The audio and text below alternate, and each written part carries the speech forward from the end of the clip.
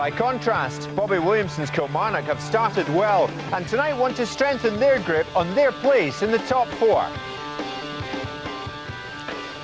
Our live match tonight features two sides who are expected to be in the top six when the SPL splits next March. We're at Tynecastle for Hearts against Kilmarnock.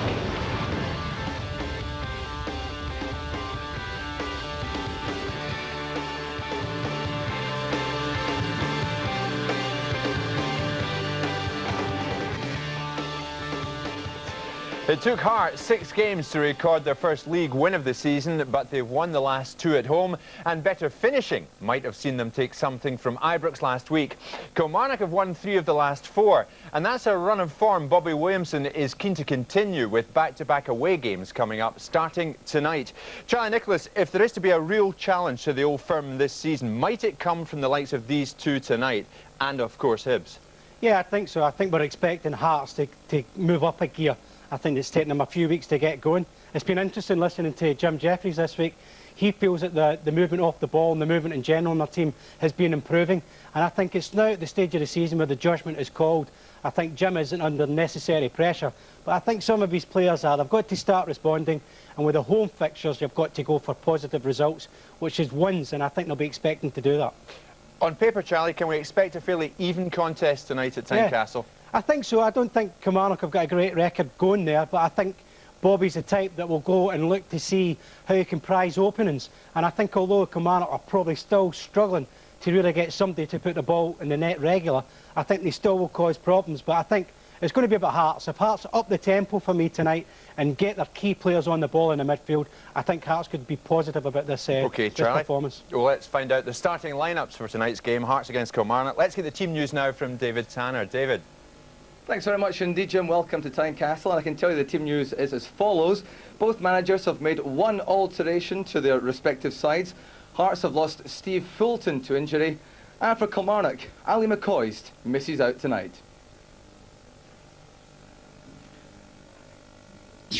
Well, here's Jim Jeffries' selection. Just that one change from the side which beat St Mirren here on Wednesday. Steve Fulton, who's played more games for Hearts than any other at the club, is out. Fitzroy Simpson fills the void in midfield. Up front, Gary McSwiggan and Wanjo scored the goals, which saw off Saints in midweek. In fact, Hearts have won their last 2 home games 2-0, and the same 2 players also got the goals when Dunfermline came here 2 weeks ago. Spaniard Wanjo appears to have found his feet in Scotland 2 years since arriving from Barcelona. In Sky Sports' last live match here, he scored a spectacular strike against Hibs on the final day of last season. And there's no place for this weekend signing. Gordon Durie, the former Rangers and Hibs man, is not match fit. Well, Kilmarnock have beefed up their midfield by putting Gary Holt back in the starting lineup. Striker Ali McCoist was supposed to be in the bench, but he arrived at the ground and announced that he is concerned about his hamstring. So Craig Dargo is on the bench in Ali's place. The former front man at Rugby Park is another Ali Mitchell. He scored the only goal of the game against Aberdeen last week and 7 days earlier against Dundee United. Mitchell, together with the reformed Andy McLaren, will be the men to watch for Kilmarnock. Those then the lineups. With me now is the Hearts manager, Jim Jeffries. Jim, you've had to make that one change to your lineup, but how will that affect the way the team lines up? No change really, it's just a straightforward swap. Fitzroy Simpson coming in. He come in the second half for Stevie Fulton. And Stevie's not recovered for injury, so he'll just slot in and we'll play the same way as we did against St Mirren. I mentioned there that Steve Fulton has played more games than any other player currently at the club, but how much of a loss is he in particular? Yeah, well, we've lost a few recently, and you know, we've got quite an injury list, but Stevie's been playing well this year.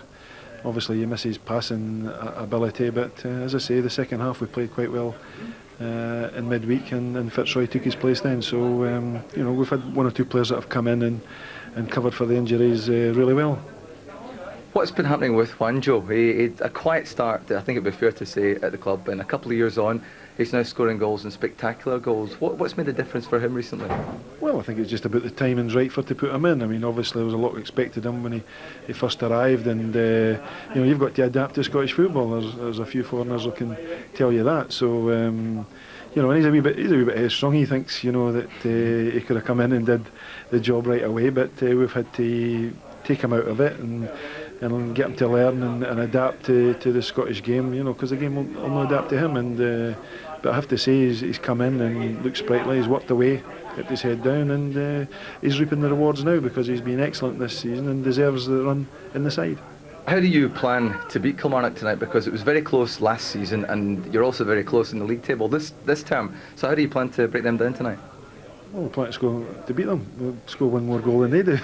That's as simple as that. But both teams like to get it down and like to attack, so it should be an entertaining game. We've been playing well recently when you consider the number of injuries that we have out. But we're getting it down, we're passing and moving, and we're working extremely hard. So. And Kilmarnock's picked up a few points this year, you know, got themselves in 4th place, so we've got a chance to go above them tonight, and that's incentive enough. Excellent, Jim, thanks. Thank you. Charlie, it is fair to say an indifferent start to the season for Hearts, but as Jeffrey said there, they have been playing well, and they showed that last week against St Mirren, and they got a win, and a much needed win at Tynecastle, didn't they? Yeah, I think that one was vital for them. I think we've been looking at Hearts again, and we're thinking, is it going to be one of these seasons yet again? Well, they're not quite delivering. And I think against St Mirren, you know, McSween gets them off the mark. And we're looking at them and we're expecting them to probably start the season quite quickly, Hearts. And I think Jim was probably expecting that too. Sometimes you get your hiccups, and at the start of the season, at least you can identify what you can work on. And I think slowly but surely they've started to creep with a little bit more regular form, and they're starting to find each other. Wanjo and people like that are starting to find their feet. And I think when you're starting to believe that you can score goals, keeping clean sheets, then I think you believe that you can start winning things. If they do win tonight, they can go above Kilmarnock, obviously, and it's where we expect Hearts to be now. And Wanjo going well, Gary McSwagan going well. He's 30 years of age today. He doesn't seem it, but he has been around for a while, and now he's really going to make his mark for Hearts, hasn't he? Well, I think so. I think if we were fair in reflection of McSwagan, I think we would look at last season and say that he was the one banging for him for Hearts. He was scoring goals fairly regular. It was a positive start to the season. Got himself an international set-up because he merited it. You know, and we were surprised by it because he's not always been a natural finisher. But I think the one positive thing is that he's believing in himself now, that if Hearts are playing 2 up front or 1 just off, that McSwagan more times than not will be the guy who will get the goals. He's come a long way from cleaning McCoy's boots at Ibrox, hasn't he? Well, I don't think McCoy will let him forget that tonight, that's for sure. Who cleaned your boots? No one, I did it myself, Jim. I don't believe it. Well, Hearts against Kilmarnock is our live game tonight. Well, we are building up to our live SPL match from Tynecastle. It's the capital city, it's Edinburgh tonight. It's Hearts against the men from Ayrshire, Kilmarnock. And Kilmarnock arriving in numbers for this game because they've had a good start and they want to keep that going this season. Hearts have something to say about that. It's Hearts against Kilmarnock. Kick-off coming up after this. It's our live Sunday night match from the SPL from the Scottish capital city, Edinburgh. Hearts are at home to Kilmarnock. Now, Hearts and Kilmarnock have met 36 times in the Premier League, and 4 of the last 5 have ended in draws. Tynecastle hasn't been a happy hunting ground for Kilmarnock, though. They've only won there once in 18 visits. And you know, Killie's last win at Tynecastle was way back in 1994. Mark Skilling was the scorer on that occasion. So a win for Kilmarnock tonight is surely long overdue. Bobby Williamson wants one. He's with David Tanner. Bobby, you've had to make one change from your last match. Are you worried about that? I'm not worried about it, no. It's an area of the field I feel we've got to be strong in tonight. I think that's probably Hearts' strongest department. I've got to make sure we're not outnumbered in that area. So Gary Holt comes into midfield and Alan McCoy comes out. Ali was going to be on the bench, but he's not now. What's the situation with his fitness? The situation is he felt his hamstring on Thursday. He never trained, Friday. He never trained Friday. He trained yesterday, but when we suggested, I was said to him he was on the bench, he felt he wouldn't do himself justice, and if he came on cold and never warmed up properly, he might actually tear it and do further damage. So he's sat out tonight. Craig Dargo will take his place on the bench. Now, what kind of early start to the season has Gary Holt had? I think he could play better. He started off reasonably well, but I felt his form dipped about 2 or 3 games ago, and I felt I had to take him out of it. But he's a good pro. He knows he wasn't doing himself justice, and that's the first and foremost. You've got to do yourself justice, and if I see players aren't doing that, I've got to protect them. He was rested last week. Now he comes back in. It's up to Gary where he stays in. Now, you've got 4 Premier League wins already. It took you until the last week of March to get that total last season. Oh yeah, we always do here in Sky. Why do you think that is? Why the change in results this season? No big difference. As I said, we just managed to edge it and keep clean sheets, and there's no big answer to it, to be fair. We're not doing anything different. We're playing not even as well as we played last year, but we're still getting better results, and as I said, it's a very difficult league. Everybody knows each other's strengths and weaknesses and try to combat against your strengths, but as I said, we just got to keep on battling on, and hopefully the results will keep going for us. It was very tight between these sides last season. How do you see today's game going? What's going to be your approach? Well, we always go for it. We always have a good go at Hearts, and they always have a good go back, so hopefully there'll be plenty of goals for everybody to enjoy, and hopefully we keep a clean sheet. Hope so, Bobby. Thanks. Cheers. So it's Celtic by 4 points with a game in hand from Hibs in the Bank of Scotland Scottish Premier League. Rangers are third and Kilmarnock can close to within 3 points of them if they win at Tynecastle tonight. Victory for Hearts would take them above Killie and into fourth on goal difference. And Charlie, incentive enough, I would say, for Jim Jeffries' side tonight to do just that. Yeah, I think that's definitely the point, Jim. I think also we can say the same of Kilmarnock. If they win tonight, goes just 4 points behind Hibs, and that would leave a nice gap between those four and the rest to play catch-up. But I think it's about Hearts tonight. I think Hearts at home, after that good result against St Mirren during the week, they'll want to get the tempo of the game up. I know that Kilmarnock will be strong in midfield tonight. It'll be interesting to see what Davies going to develop, who's playing up front, if it's one or two. But I think Hearts could dominate the wider positions. I'm expecting them to win tonight. And Charlie, it didn't work out for him at Ibrox in his spell with Rangers, but for Antiniemi, things are going much better these days at Tynecastle. I think he's been a very clever signing. I think he's done very well last season. But I think he'd never really done that much wrong at Ibrox. He just seemed to be overlooked all the time. But I have to think, when I look at his game, he has a presence. And now I think when he's at Hearts, because he's a #1, he's taken over from Rousset. And I think Hearts badly needed that. Rousset has just lost his form for a spell. And I think since he's came to Hearts and proved that he deserves to be #1, I think he's been a fabulous signing. He had a great season last season. I think at times he's not always been sure whether Hearts are going to play a solid back three or a back four. But I think you can always rely on him. I think defensively they have got stronger, and I think he's been a key signing. And if they are looking for consistency, he's got to be a linchpin in that aim.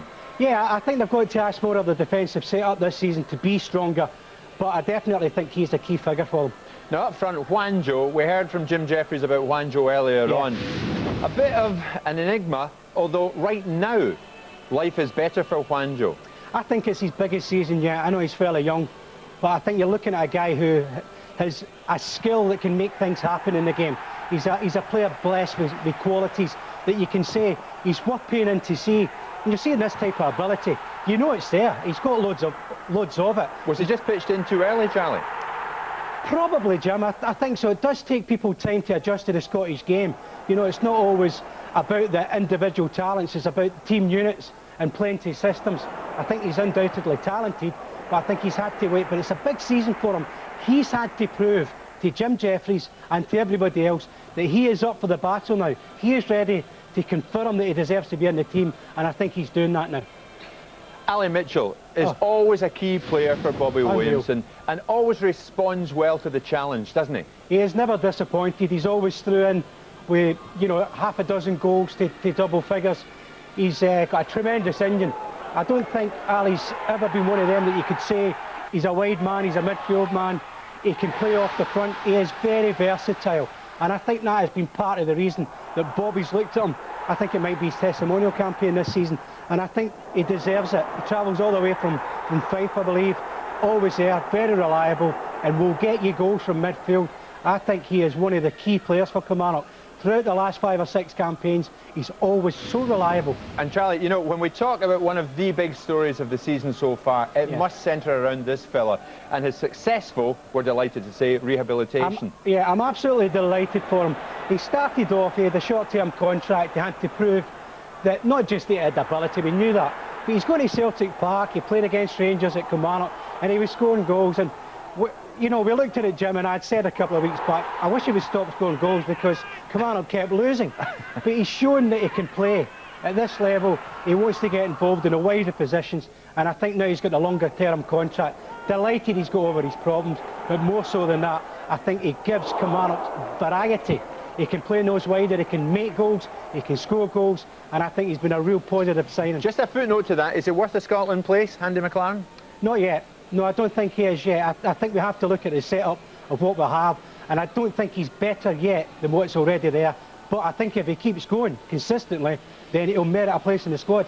OK, it's Hearts against Kilmarnock, live from Tynecastle this Sunday night. Let's join Davy Provan and first, Ian Crocker. Thank you, Jim. Well, third place is the realistic target for these two teams, although both have given the old firm a run for their money in recent times. If they can't do so again, they'll settle for being the best of the rest. Steve Fulton has joined a casualty list, which also includes Robert Tomaszek, Stefan Adam, Scott Severin, Lee Makel and Gary Wales. And Jim Jeffries can ill afford a list as long as that. He doesn't have too much strength in depth, and he doesn't have any resources available to change that. Fulton's absence with ankle trouble means a recall for Fitzroy Simpson. That's the only change in the side that beat St Mirren midweek, but fit again Gary Locke makes the bench. Yeah, they've won the last two league games, Ian, and despite the injuries they have, it's a pretty offensive-looking 4-3-3 system tonight. Grant Murray playing at right back tonight, can play anywhere across that back line, and although we'll get to Kilmarnock in a minute, we do believe Andy McLaren will play through the middle tonight. In that case, Jim Jeffries does have the option of just bringing Grant Murray in here as a very good man marker. He could make up a back three and they could push Naismith on. Either way, I think Naismith will be asked to get forward on the left-hand side. We know he supplies a very good ball should he get himself into the last third. The midfield three of Jackson, Cameron and Simpson. Delighted to see Cameron playing central because he has played right side when Robert Tomaszek has been in this side, but I think he's in his most production player position when he plays central. Further forward, Juanjo, McSwegan and Flugel. I think we'll see Juanjo and McSwegan swap over now and again. McSwegan will break right. I think at times Juanjo will play through the middle. It's certainly a system that Jim Jeffries could change any time he wants. Well, Kilmarnock, like Hart, also make one change. Gary Holt returns in place of the one and only Ali McCoist, who misses out, and on his 38th birthday too, after tweaking a hamstring in training. Ali Mitchell has scored winning goals in the last two games. Andy McLaren, rebuilding his career after confronting those drink problems, really has done a fantastic job for Killie. Yeah, they've made a good start, Ian, and I watched them beat Aberdeen at Rugby Park last weekend. Played very well, and much of that I think is down to a solid back four they have at the moment. Freddie Dindeleux in particular doing a marvellous job for Bobby Williamson. Very comfortable with the ball, capable of stepping into the midfield and building the play from there. Further forward, a midfield four of Holt, Mahood, Durrant and Mitchell. I'll put Gary Holt wide right here. He has played earlier this season, but I think he's been brought back into the side tonight to pick up Colin Cameron. And it wouldn't surprise me if we see Gary Holt just fill in here in the middle. Ali Mitchell certainly can play either side, so there's no problem there. Further forward, Paul Wright and Andy McLaren. I think it's a better mix actually, because Paul Wright likes to drop off, take it into feet. Andy McLaren much happier doing the long running.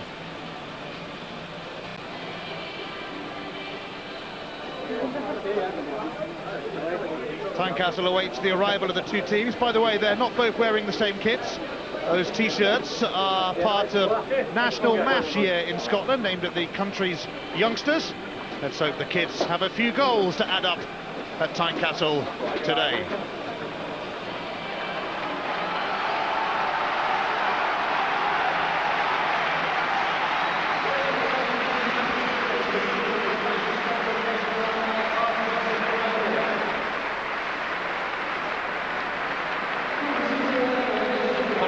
Makes his 150th appearance for Hearts. He's been such an influence in the way they play. It's no surprise there's been interest in him from English clubs. If Cameron can make the Jambos tick, Ian Durrant can pull the Kilmarnock strings. His form since leaving Rangers for Rugby Park earned a Scotland recall.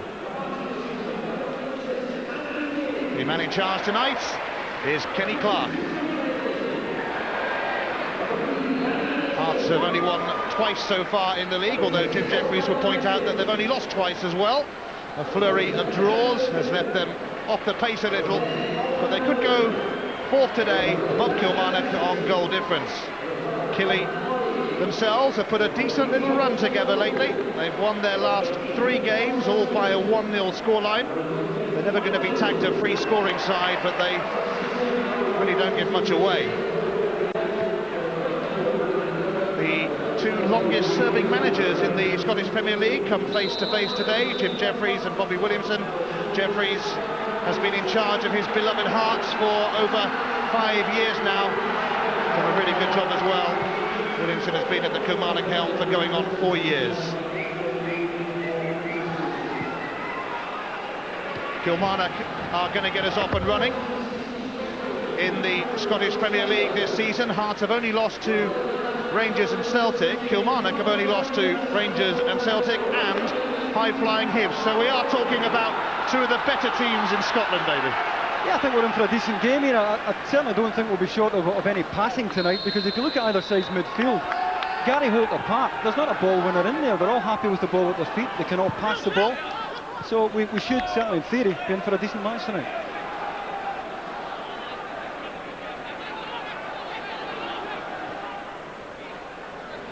Kilmarnock are a better team than they suggested last season when they really struggled, finishing second from bottom. And the first attempt on goal is a rather tame one from Ian Durrant.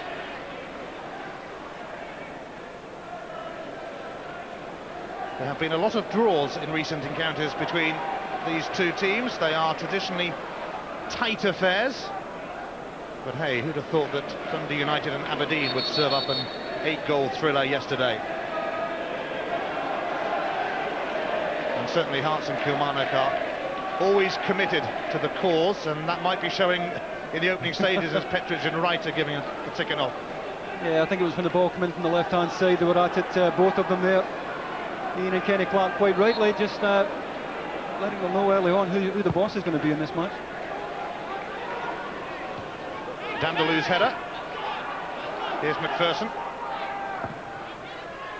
Up towards McLaren, but Stephen Pressley really has been outstanding since the day he joined Hearts, really. Wright slipping it through to Holt, and that'll be a goal kick, but Kilmarnock signalling their intentions in the opening minutes. Yeah, it looks as if Gary Holt is going to play wide right indeed, and I thought he'd been brought back into the side to pick up Colin Cameron, but he has started wide right, and that might just give Kilmarnock a problem in terms of who's going to pick up Cameron when he gets forward, because Colin Cameron will certainly go beyond his front players tonight. Swigan won that header. He'll be hoping to score on his 30th birthday. Swigan has 4 goals already this season. Top scorer for Hearts, as he was last season. Darren Jackson.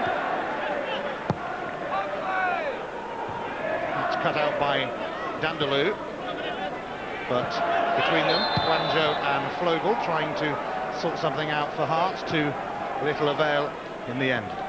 What a good player this man has turned out to be for Jim Jeffries. He can play anywhere, playing up front tonight. Can play midfield, has played wing back as well for them. Now back in the Austrian national squad. No wonder. MacPherson wasn't quite sure where the ball had landed. Gary Naismith had a much better idea. Tried to release Cameron, but it was cut out by Mahood, and that'll be a free kick. Yeah, I don't think there's any malice in this challenge from Fitzroy Simpson here. Gary Holt just too quick for him as he toe-ends the ball away, and was clearly caught late.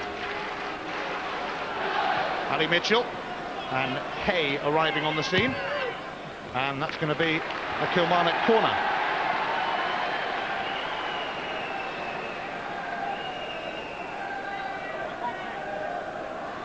Kilmarnock have a pretty woeful record here, in fact.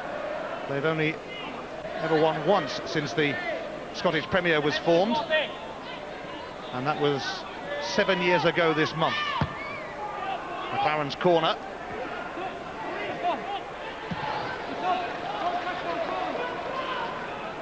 MacPherson's under this, and nicely through to Holt. Durrant, but Alan Mahood had just moved back a bit. Yeah, he didn't anticipate the ball in behind there from Ian Durrant. Bobby Williamson preferring to take a seat in the stands initially. Last season, his first sort of bad season at Rugby Park. Hay and Wright unable to make any sort of contact, and Fitzroy Simpson and Gary Holt do battle. Now Mahood. MacPherson.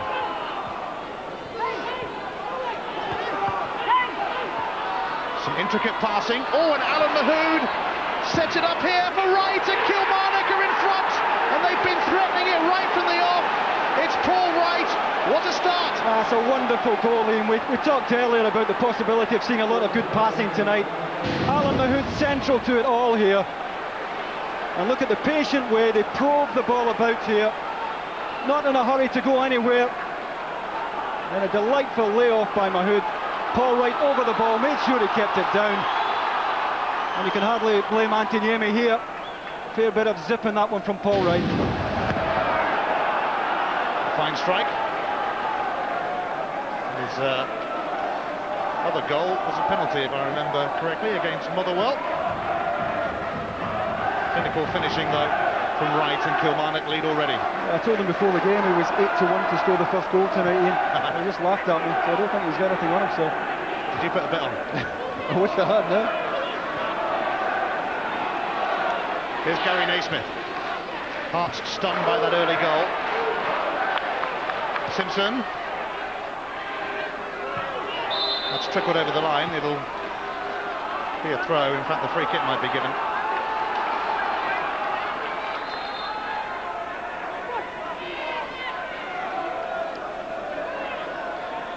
Kilmarnock coming to this game on the back of 3 1-0 wins. They're 1-0 up already. Simpson's free kick, though. Header was won by Petric, but Gary Hay cleared. Wanjo gets the throw.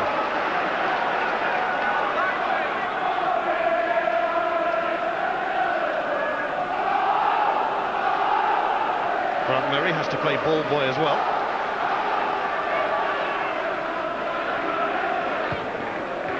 Oops, a rather over-hit return from Gary McSwiggan.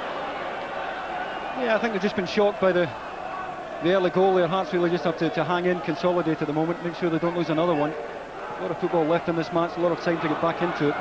But it's exactly the start Bobby Williamson would have wanted.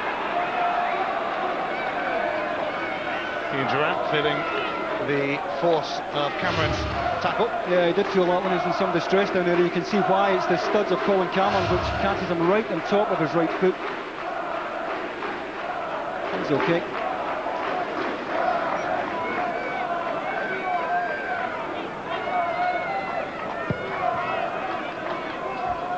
Marshall's kick aimed towards McLaren, but Grant Murray is there for him.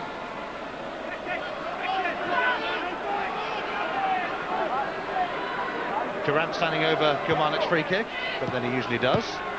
Quick exchange with Mahood, now McLaren. Well, they're certainly playing the passing game at the moment, Kilmarnock, as their goal proved. Here's MacPherson. Oh, it's nearly going in from Gus MacPherson. Well, that would have been something to talk about for him for a while in his testimonial year. Yeah, he almost caught Antoniemi out. Niemi thinks this is going to be played in front of him on his way out into his 6-yard box here.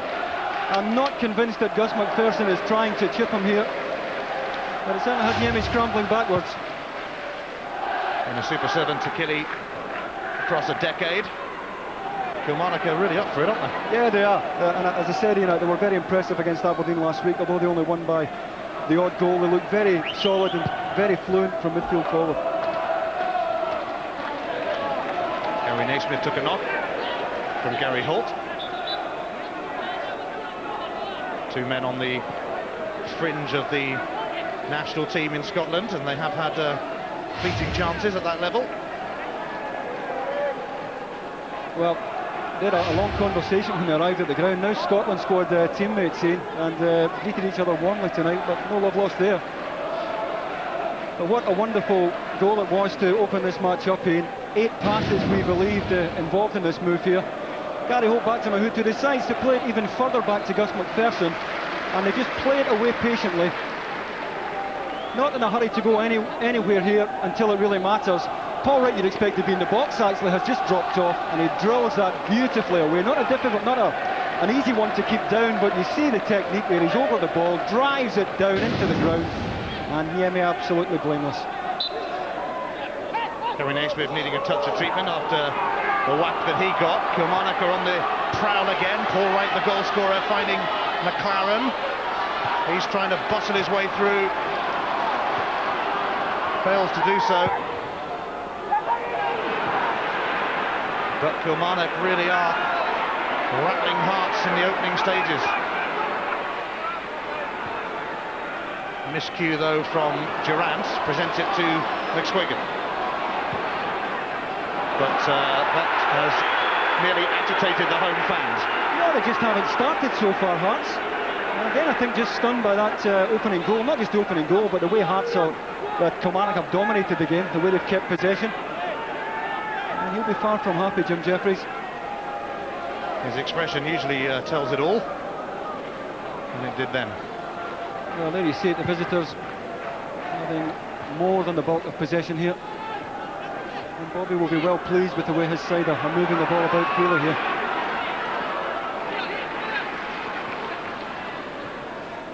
Kilmarnock very quick out of the blocks.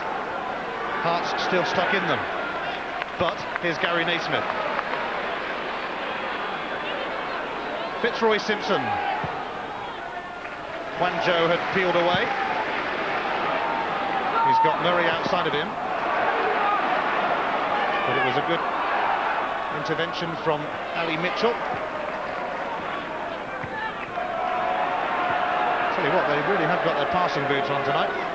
I think it's down to confidence. They drew too many games last season. They're winning them by the odd goal this season. And they're in a far healthier league position, and I think the confidence is just spreading right through this Kilmarnock side. Bit of work left in this game, though. I can assure you, Hearts will come back into this. Fitzroy Simpson getting stuck into Gary Holt. Durrant. Mahood making himself available. Kilmarnock without a win in 12 visits to Tynecastle, but they certainly have the upper hand so far.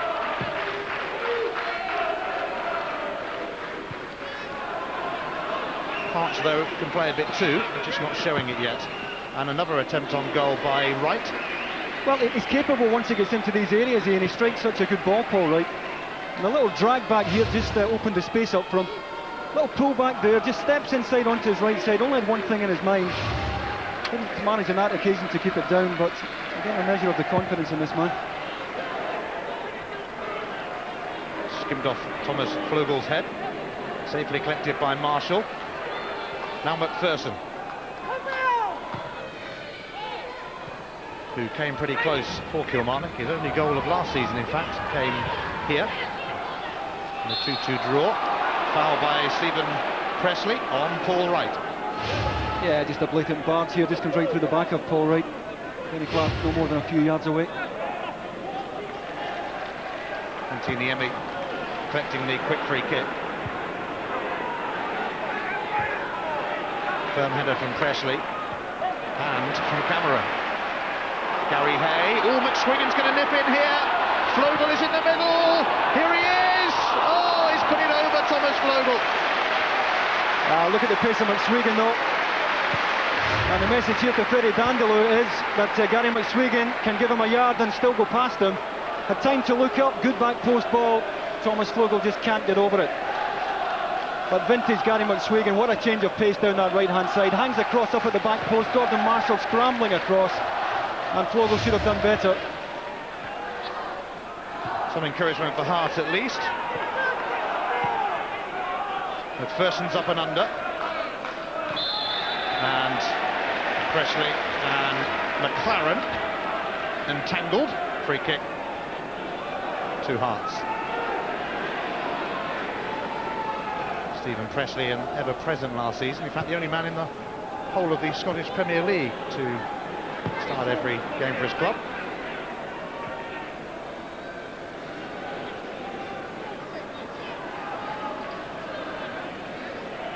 Antiniemi advancing. Offside against Gary McSwiggan. Oh, that would have been tight, I would have thought. Gary McSwiggan certainly thought he was on. As the ball's knocked forward, well, maybe half a yard. I think we have to say that's a good call from the far side assistant. But that's where Gary McSwiggan will play, right on the very edge of offside. Darren Jackson. Wanjo, the young Spaniard who was given a chance in Barcelona's first team by Bobby Robson. Cameron goes for goal, and it came at Gordon Marshall at a fair place. Yeah, it's a good save from Gordon Marshall. Pretty easy to spill this one. And again, Colin Cameron needed no encouragement to get the shot away quickly here. Good first touch in his chest, the dipping volley. And Gordon Marshall did well.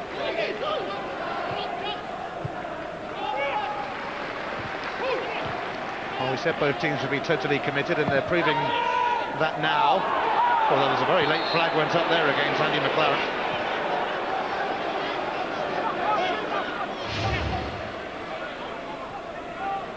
Yeah, again, I think he's half a yard. I think it's another good call here. But Andy McLaren does give him something different. He'll be quite happy to do the long running, and he's quick enough. Should Hearts leave a lot of space in behind to punish Jim Jeffries' side. Grant Murray lets it go for the throw.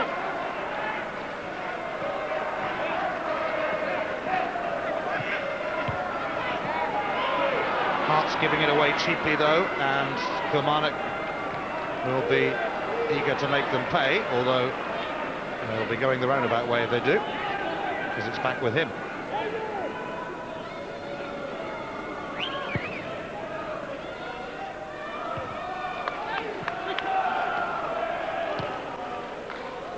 Innes, and a rather aimless one really, which Grant Murray was able to tuck back to Niemi. Finnish international goalkeeper who joined from Rangers. He was surplus to Dick Advocat's requirements at Ibrox.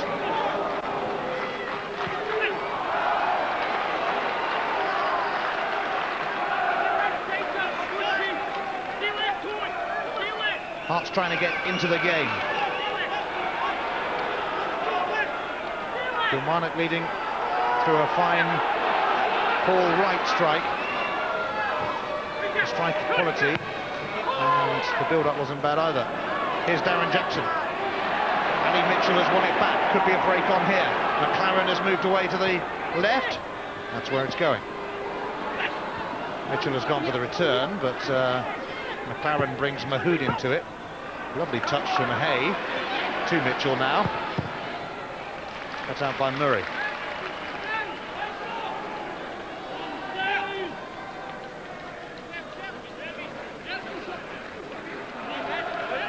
Hay getting a decent run in the team and doing very well. Cameron, they're not quite going to keep that in. Wanjo at full stretch.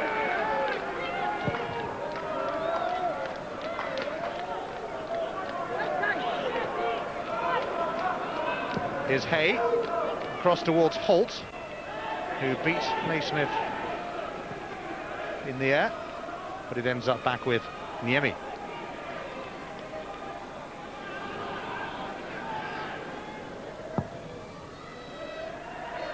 McSwiggan and Dindeleux there.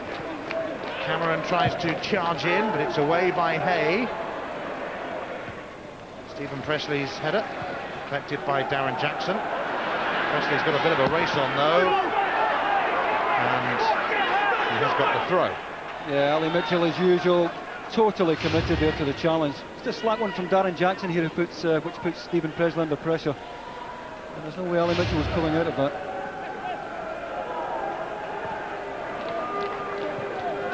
Wanjo wouldn't really come down for him, and hint of handball.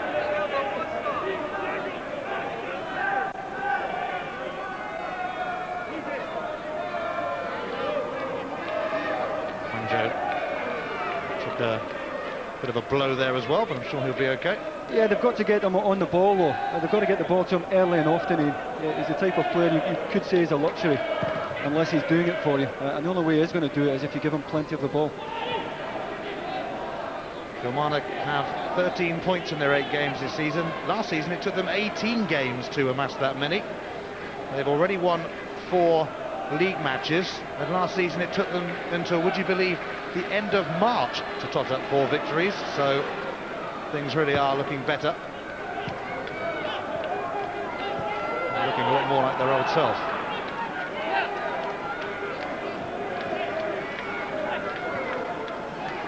Darren Jackson though, trying to inspire Hearts, and it's going to bobble through to Marshall. Yeah, I think the flag was up for offside against Colin Cameron there. MacPherson. Stephen Pressley covering. Paul Wright in close attendance, and Pressley taking no chances.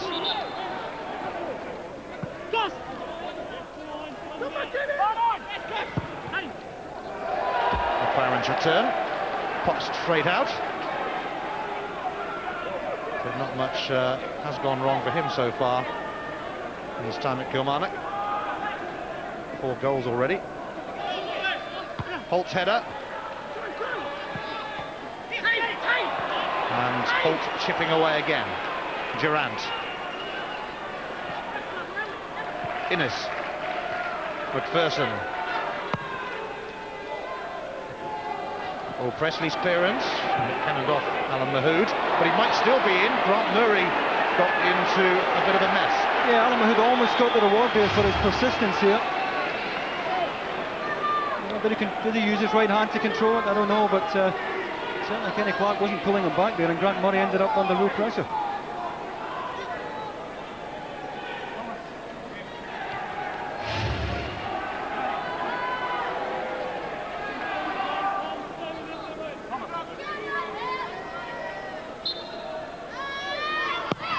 McLaren's corner. Oh, and it's flashed just wide, and Paul Wright is hungry for more goals. Yeah, he's not picked up here. I think it's Thomas Fowler that he runs off. I don't think Jim Jeffries will be too happy at that marking there. When I arrived at the ground, Hearts were working on their set pieces, and I don't think that slackness there will go down well with them. It's a big week for Jim and Hearts. They play Stuttgart here on Thursday night in the second leg of the UEFA Cup tie. They're a goal down from the first leg. By the way, the kick-off for that game is at 9 o'clock for German TV purposes.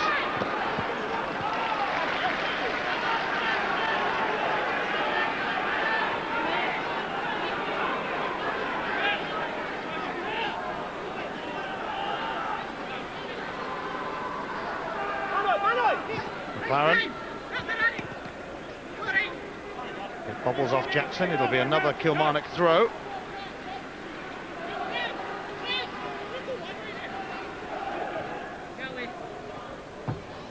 Quanjo clears. Dindeleux's header.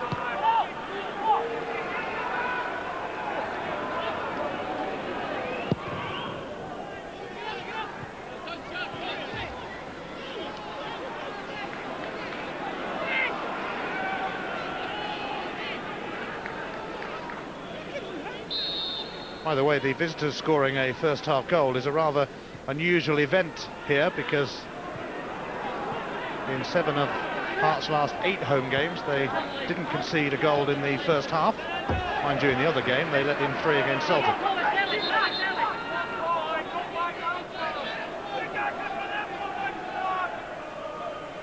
That was my contribution for the statisticians watching the scene.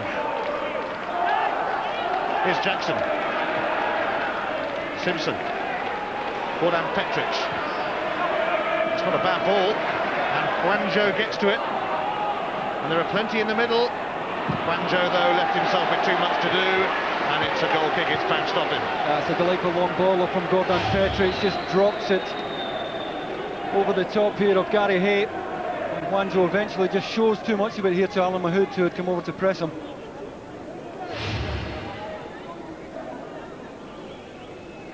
Gordon Petric, former Rangers man, who also had a spell in England with Crystal Palace, then went off to Greece, I think it was, before finding his way back to Scotland.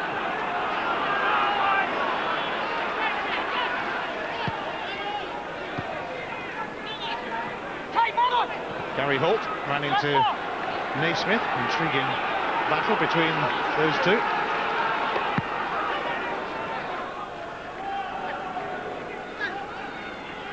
Gus MacPherson's throw. Met by Pressley. On by Flogel. And this is better from Hearts. Colin Cameron. Now Quanjo.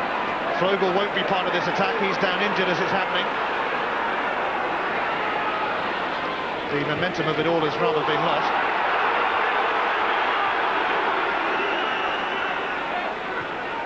Much to the dismay of the home fans, it all comes to nothing. they just haven't started in, and already the crowd's starting to get on their back. That's not going to help. Global is okay, by the way. MacPherson towards McLaren. Fitzroy Simpson only managed to clear it as far as Durrant. Now Mahood. Durrant again.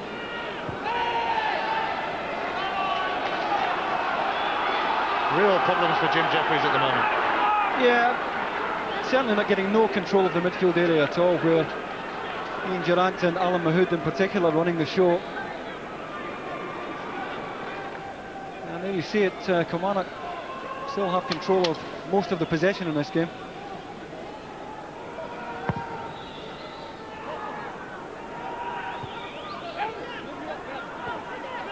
Hearts youngsters won the under-21 league last season. It's a good setup here, considering they don't have any money to spend on boosting the squad. And there are quite a few out injured. Jackson. Joe. He gets the corner. Yeah, he could have played this one first time. It was a good ball in behind Gary Hay again. And he had a chance here just to play this first time in between the goalkeeper and the last defender here. Decided to try and take a touch, get it under control, and that allowed Gary Hay to make the challenge.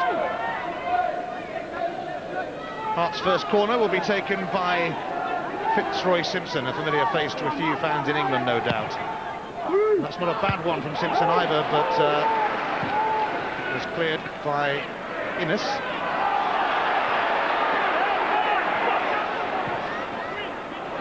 It's just not happening for them, is it? Yeah, it's a poor ball forward there from Grant Murray. Hearts need a better ball over the top, because we do know that Kilmarnock like to push their back line high up the pitch. They squeeze the game. It does leave a lot of space, but the quality of ball in behind for Gary McSweeney and Wanjo really has to be better than it has been so far. I say he's had no money to boost his squad, but of course he has picked up Gordon Jury, who was released by Rangers. And his experience will come in very, very handy. Gary Holt racing away. He's delivered. Mitchell is going to retrieve it. But the presence of Darren Jackson proving enough for Hearts. Cameron helps it on, but here's Freddie Dindeleux, who after a shaky start to his Kilmarnock career won quite a few supporters Player of the Year awards last season. I think he won 9 in total. There's no disrespect to the lads who were there before him. He gives them a better quality of distribution from the back.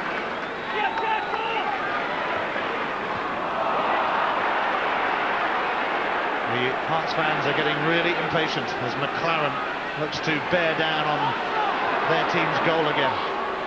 MacPherson might, I thought he might have a go, but it didn't really fall kindly for him, especially on his left foot. Nice little pass from the ref there. Good defending by Wanjo as well. They need to get back there and win that.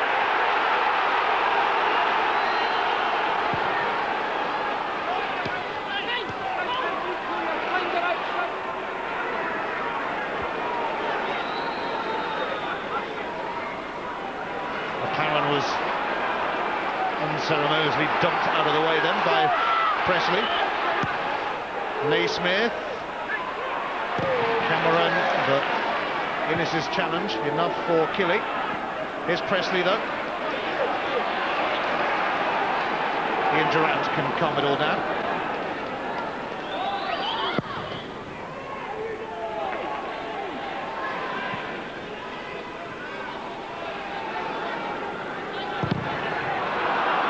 And Paul Wright challenging down that from Grant Murray, and everywhere Hearts turn at the moment they can't seem to do anything right.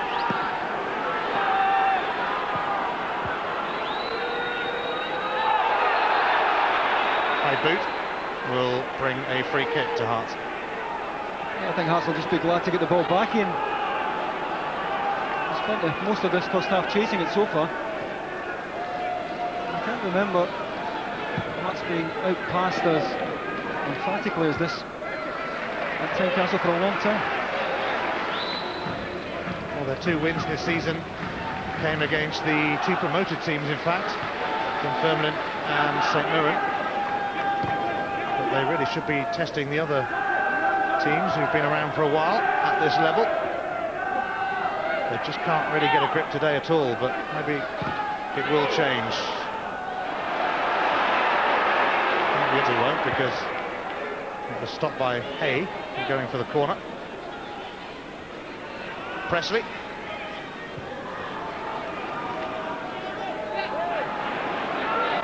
Football fans can be unforgiving most of the time, and the Hearts fans certainly letting their players know that they're none too impressed just now. As Paul Wright just fails to control that, but I mean, he's been prepared to put two out-and-out footballers, two playmakers in the middle of midfield. Normally managers like a bit of dig in there, a physical presence, but Durrant and Mahood both very comfortable with the ball and running the show so far. Murray, Jackson.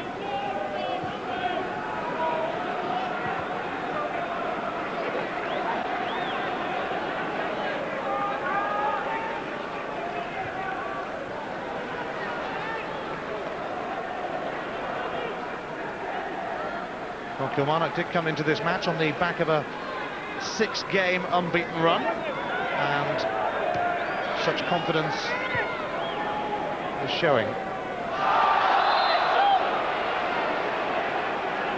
Dindeleux was flawed, spent most of his career in his homeland, France, with Lille. Yeah, I think that's frustration as much as anything else from Gary McSwegan, who said absolutely nothing to work with tonight. But he did show earlier that he's quicker than service in behind is better. Then Gary McSwegan may eventually get his reward. No sign of it so far improving, though. That's Hart's big problem.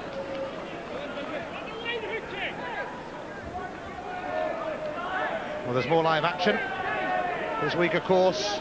Fitzroy Simpson will no doubt be watching his former club Manchester City as they go to Gillingham in the Worthington Cup.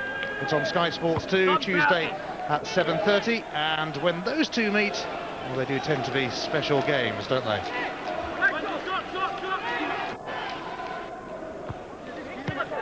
Memories of that remarkable playoff match, of course.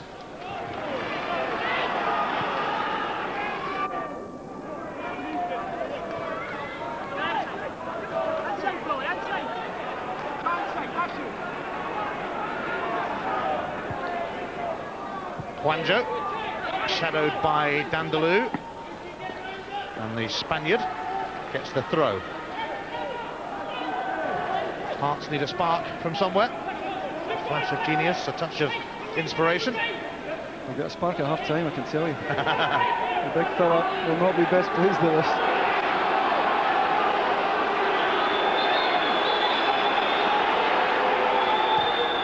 McSwegan, crowded out. Presley will be first to it though, but McLaren harassing him. Presley composed though. Not many have been for Hearts this evening. Simpson. Naismith.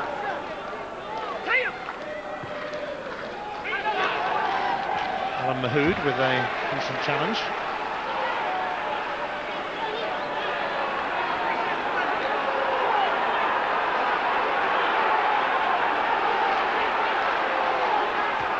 The Hearts fans trying to urge their team on, but another stray ball will give McLaren a chance to crash onto it, although he couldn't keep it in play.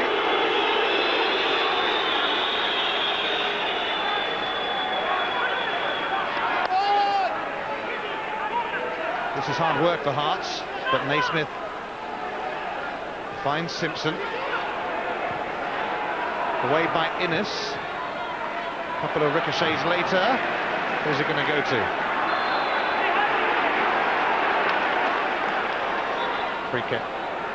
Yeah, it's a chance for Hearts to put some pressure on Gordon Marshall here. Petric has gone up to the back post area. And Simpson, I would imagine, will just try and drop this in behind Kilmarnock's back line. Here he goes. Aimed towards Gordon Petric, but it's going to drift harmlessly behind for a goal kick. Yeah, he won it cleanly enough, just didn't get the angle right. He's trying to play this back across goal into a better area. And didn't quite get enough on it. And The set piece looks Hearts' best chance at the moment, certainly creating nothing from open play. Petric yet to score for Hearts. His last league goal in Scotland, in fact, came some 3 years ago for Rangers. Got a good memory, haven't I?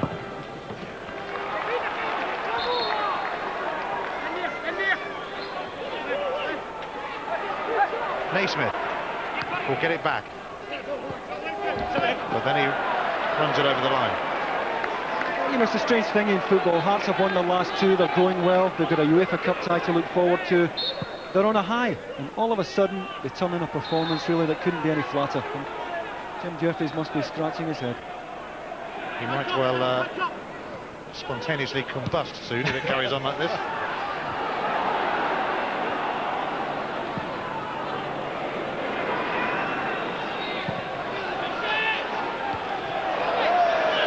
Well, that was one way to do it from Petric. It bounced off Flogall's chest. Now McSwiggan, that's a little bit of what they need, but that wasn't all they needed across.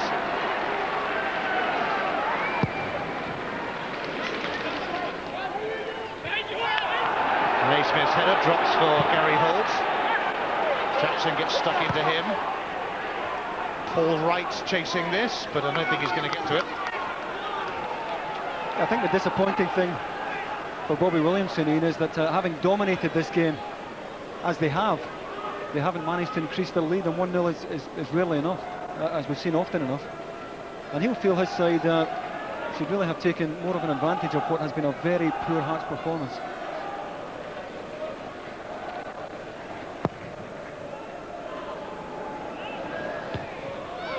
Chris Innes won the header. Murray.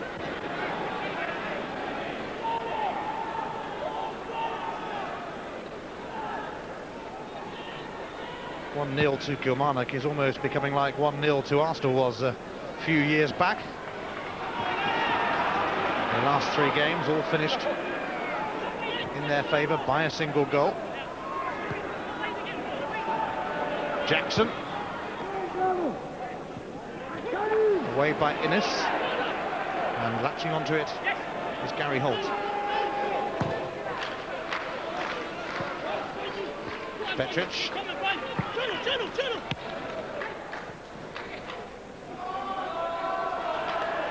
It's going to drift away from Darren Jackson. Ali Mitchell steps in. He's got movement ahead of him from McLaren. Mitchell brings Gary Hay onto the scene. And Niemi caught in 2 minds, and Naismith having to turn it behind for a corner. Well, I think you can certainly see Gary Naismith indicating here that he was waiting on a shout. He doesn't know who's on his blind side here, and he doesn't really have any option but to put that behind.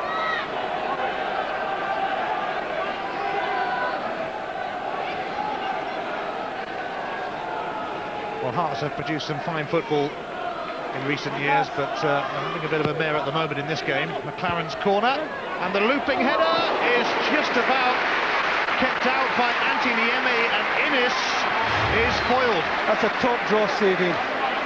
Gary McSwiggan on the line, I don't think he's getting to this, and Niemi does just enough with his right fingertips. Good header from Chris Innes, who won it cleanly again, and that's just dropping in under the crossbar there, were it not for Niemi. Smashing save.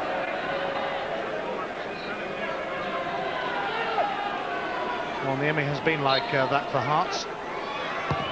There when it matters, but another corner from McLaren, and this time Jackson able to clear it, but Kilmarnock come back for more. Durrant's cross comes off Petric.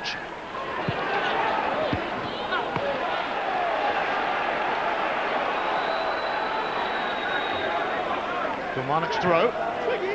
Gary McSwiggan is not enjoying his 30th birthday at the moment, that's for sure.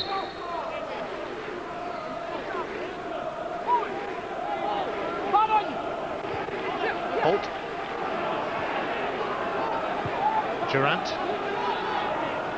Innes, whose header it was, caused Hearts to flap them from that corner. And they're going to get another corner here.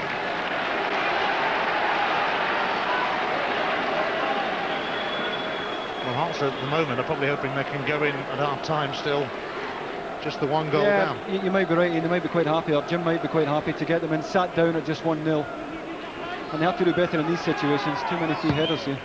McLaren's corner, it was just over the head of Dindeleux. It's going to come back in, you think. Here's Chris Innes.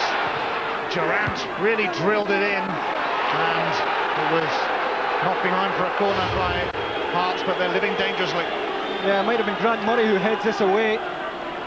Timely intervention there, a delightful ball whipped in by Ian Durrant. Once again, Hearts on the back foot. And there we see it, Kilmarnock having it more or less all their own way. Another corner, whipped in by McLaren, and it was an interesting one on the volley from Mitchell. Yeah, a touch of the Frank Sozis here. But again, he's given an awful lot of room here on the edge of the box. Certainly worth a try. Well, he has been on a bit of a goal spree just lately. Firm header from Innes. Back it goes to Niemi.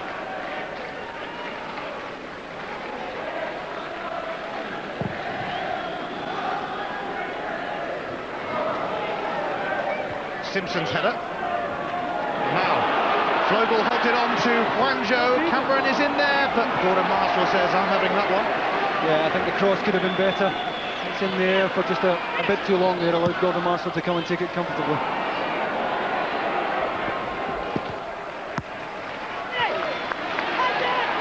McLaren. Mahood is the one who's advanced into the box. Gary Naismith's clearance gives it straight back to Kilmarnock and MacPherson. And a push by Naismith on Holt. Yes, a daft one from Gary Naismith. He's well positioned here. Gary Holt's going nowhere. It gives Kilmarnock a chance once again to put a ball into the box. And they're not hanging around. It's taken fairly quickly. Flogel to Cameron. Jackson, Paul touch, and here's Paul Wright again, and it cannoned off Stephen Pressley. The Hearts fans are going absolutely berserk here at what their team has offered in this first half, and I suppose you can't blame them in many ways, especially when you know what they're normally capable of.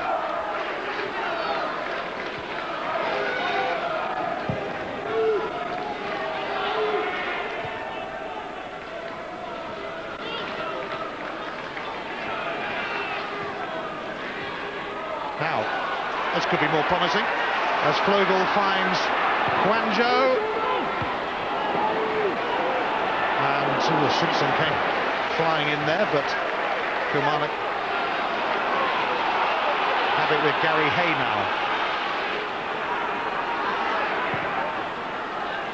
That's a bit more promising for Hearts. Twice they've managed to isolate Guangzhou on the right-hand side. Got the ball in that time.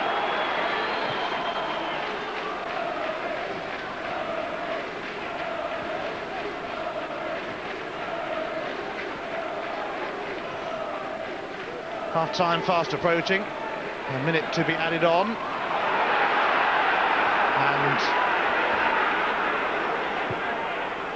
Hearts would love to get back on level terms here, because it has been a largely forgettable first half for a team that is capable of much better.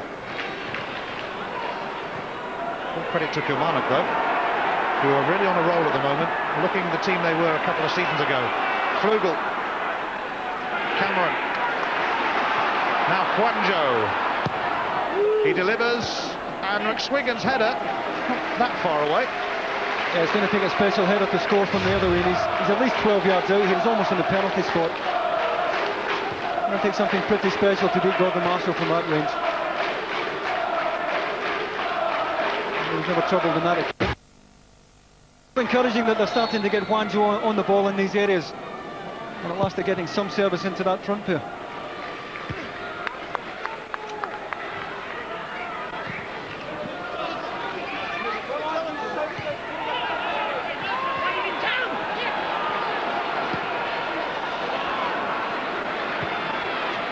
Mitchell releasing Hay.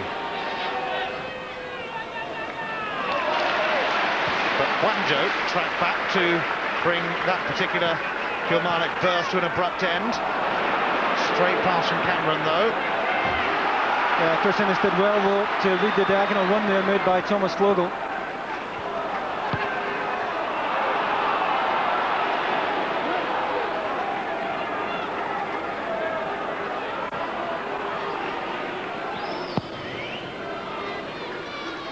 Presley reading this one. He was put under pressure by McLaren and fouled, in fact. Or I think they've just let Hearts get on with that one. Thomas Flogel looking to nip in, but Gordon Marshall was always alert and always aware of the threat. And Paul Wright, perhaps his first mistake of the evening. Down the line by Murray. Nobody really there though for Hearts, who've had a horrible half. Yet, still only the one goal in it.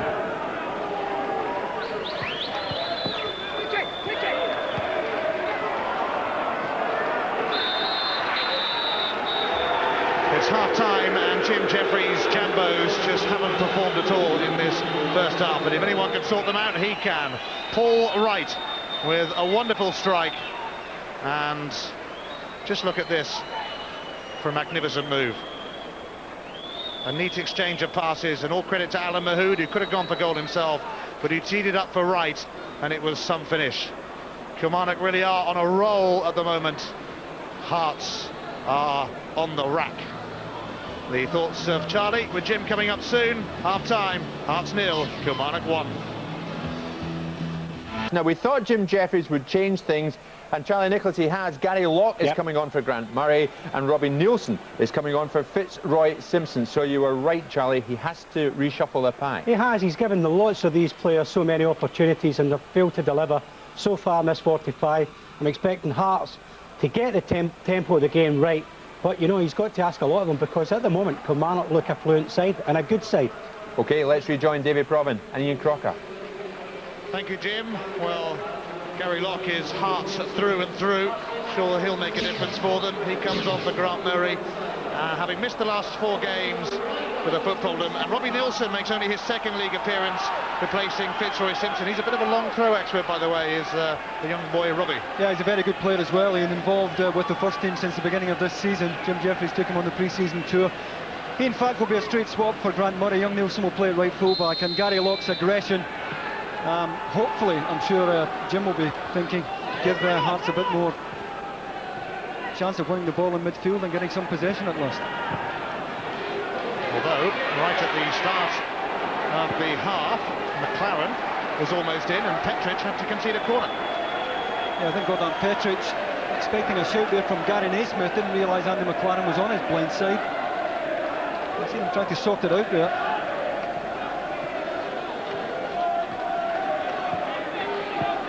So McLaren will get ready to launch one in. Dindeleux and Innes have come up from the back. Plenty of movement from them in the end. It's a short corner. Now McLaren delivers, and Dindeleu's header! And Kilmarnock have a second! It's Freddie the Frenchman, Dindeleux, and Hearts are having a very big off day, but it's all going right for Kilmarnock. Terrific header from Dindeleux, clever corner, but they just changed the angle here to allow Andy McLaren to play it in from a different angle. That allows Dindeleux to go and attack it. Cleverly worked corner, perfectly weighted ball in, and Dindeleux rises well. He's not unchallenged, but he's always getting ahead of Gordon Petric there. And it's a clean header, and Bobby Williamson knew it was only going into one place. Dindeleux with his 3rd of the season already. Really has become a firm favourite with the Kilmarnock fans. Well, they're not going to make it 4 1-0 wins in a row, but it looks like they are going to make it 4 wins in a row unless Hearts can get their act together. Of course, it has been a season of comebacks all over the place. But Jim Jeffries might be thinking that's typical of the way his evening's gone. A goal right at the start of the second half against him. No, I don't think he'd put money on Hearts at all. No sign of them at all. Changing up a gear at all. And Kilmarnock will get the goal. Well, Bobby Williamson will feel they deserve to be 2 up anyway, having dominated the game as they have. And it means they can afford to sit in now, play a bit more cautiously. And with the pace of McLaren up front, they're well equipped to hit Hearts on the counter.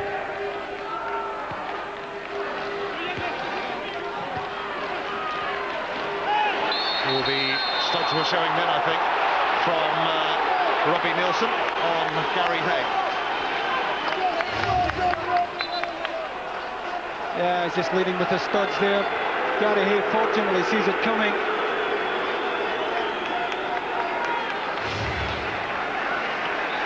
Well, he's obviously only just come on, and Kenny Clark let him off with the ticking off.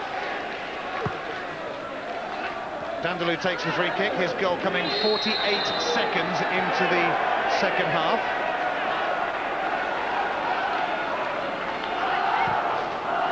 It really has been an inspired signing. Although, you wouldn't have guessed that in the first few weeks of his career when he was responsible for giving away a few goals. Wanjo's cross, and Cameron! Hearts needed that, but didn't get it. Yeah, he had to take it early here because Ian Durrant is tracking him back. Whip ball in here by Wanjo. Has to take it early as Ian Durrant tries to get to him. Difficult one to take. You can't really blame him for not hitting the target there.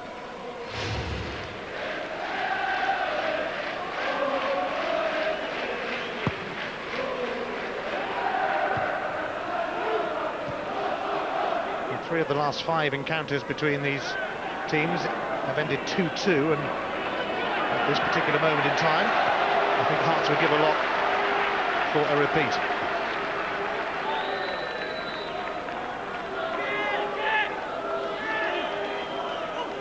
Hayes throw. Here's Mitchell. Durrant available. Gary Locke.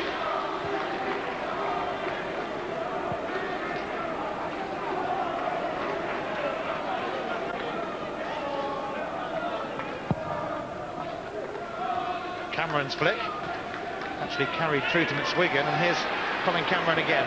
If anyone can inspire Hearts, he can. But the tackle from Hay, typifying Kilmarnock's attitude in recent times. Presley is there with McLaren.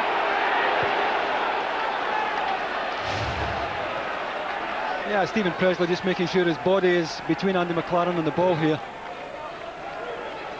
It's a fair case for obstruction here. I think that's why Andy McLaren is upset at the decision in the first place. And those 2 teammates at Dundee United.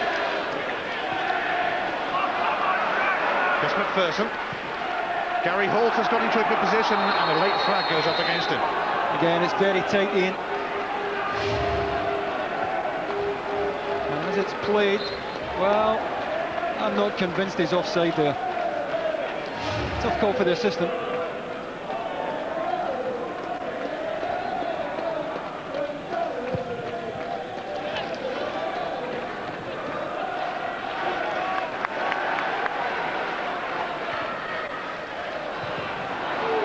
Cut out by Hay. They say that tables never lie, but you wondered a bit last season when Kilmarnock finished second from bottom, only 4 points clear of Aberdeen, because well, certainly every time I saw them, they looked okay. They just drew too many games that they're winning this season, and eventually the confidence was affected.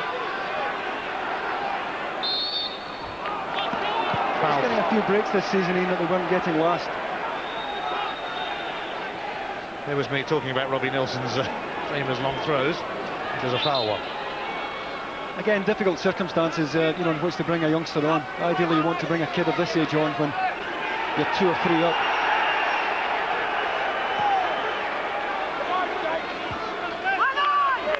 Dindeleux aware of McSwiggan's presence and doing his duty at both ends of the field.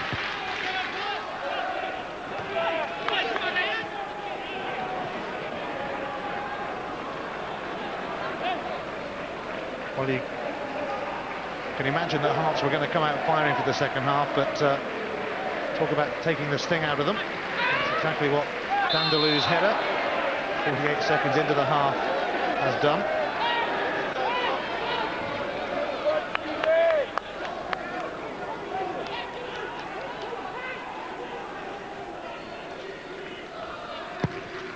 Presley's free kick.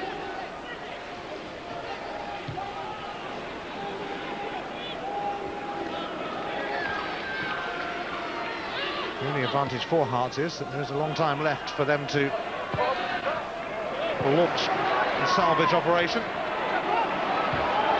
But their powers of recovery are going to be tested to the full after Dindeleux's header.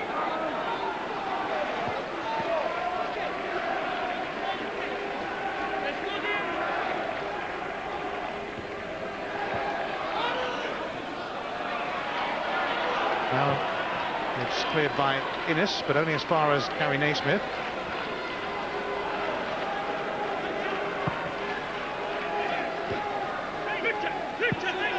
Kilmarnock holding firm though, away by MacPherson.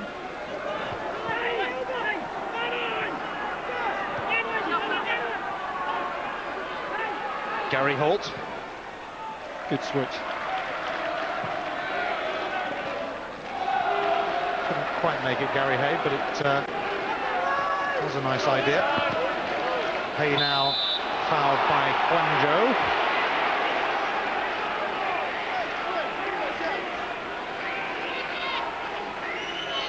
Hugely frustrating evening for Hearts.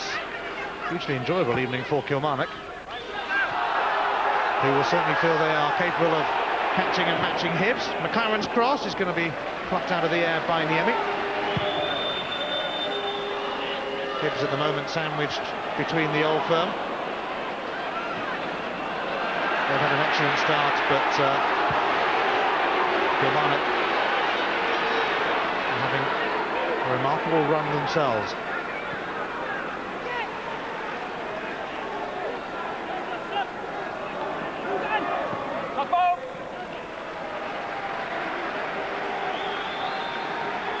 Petric conceding the throw-in,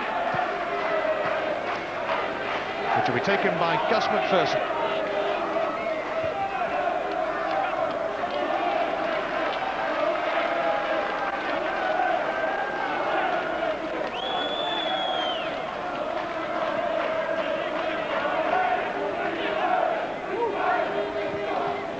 It's drifted away from Holt.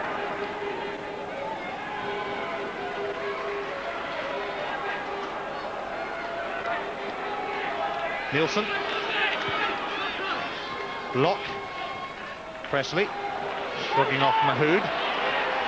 This is what Hearts need, a bit of a surge like that from Stephen Presley. Guangzhou on the overlap, it's Nielsen. Kilmarnock made hard work of clearing it. Guangzhou trying to prize an opening, but Innes saw it coming. Here's Naismith though. They're plugging away now. And that's not a bad cross, although Gordon Marshall isn't too troubled by it. Yeah, more encouraging for Hearts, so they're starting to get Naismith forward on the left. Guangzhou on the right. Once again, though, the final ball lets Hearts down. They're going to bring on another of their promising youngsters shortly as well, in Chris O'Neill. And Darren Jackson might well be the man to make way. In fact, they'll make that substitution now if they can. They can't actually because it's a free kick, so play continues. And Jackson continues for the time being. Jackson centre. Free kick given against Hearts. Yeah, I think it was a push by Thomas Flogel there on Chris Innes. Here he comes, Chris O'Neill, who'll be 20 next Friday, replacing Darren Jackson. Yeah, I mean, I don't think Jim has any choice. He has to make changes, but I say again, Ian, these aren't the ideal circumstances in which to bring kids into your side. Asking a lot of them. But this man has little choice of where this game is going. Well, he has scored a couple of goals already this season, Chris O'Neill. including one live on Sky Sports at St Johnstone, you might remember.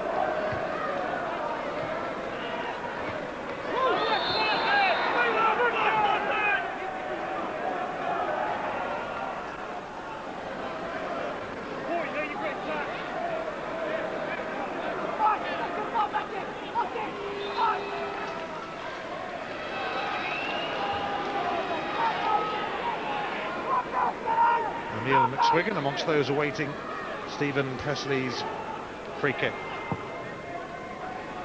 Gordon Marshall fancies this.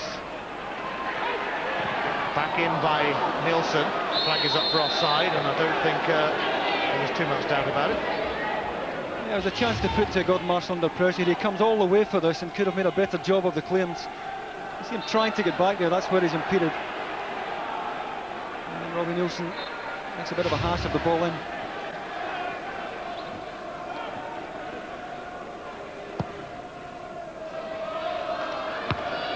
Nielsen's header.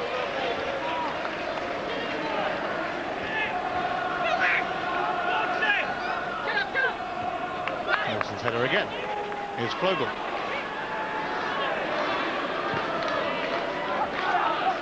Naismith. Quanjo is ahead of him down the line. So too Cameron, who's moved over there.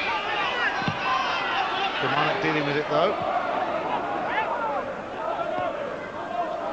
And it's bounced off Gary Holt.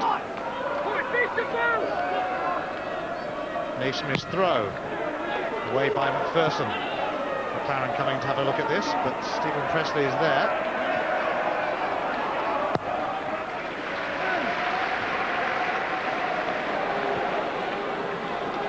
Henry Locke's about to be heckled.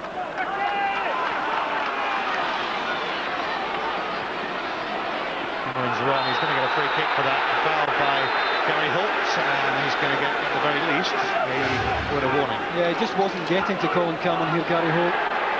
Tracked him all the way back, just ends up on the wrong side of Colin Cameron. And he's given away a free kick in a pretty useful position here for Hearts. I think the ref is going to have a word with Thomas Flugel, because he had a bit of a set to with Mahood, I think it was, off the ball there. Always talked himself into a card as well. Flugel having a real pop at Kenny Clark, and that's just foolish, really. Yeah, certainly for an experienced player, it's foolish. Ian. You're never going to win that argument. As well, just getting away from that situation. Hearts have a free kick in a dangerous position, and they really need to get on with this game. You don't mess with Kenny, that's for sure. It frightens me sometimes.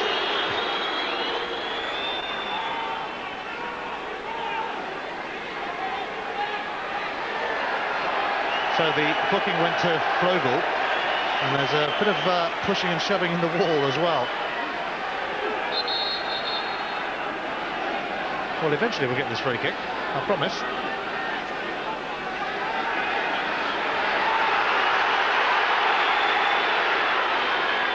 They're still jostling in there. In the end, the free kick from Petric goes just over. Yeah, it's difficult for Gordon Petric here, because by the time he strikes that, Ali Mitchell's no more than a yard or two away from him. You see Mitchell charging this out to press the ball quickly. And Petric with one eye on Ali Mitchell and one on the ball. Didn't manage to keep it down.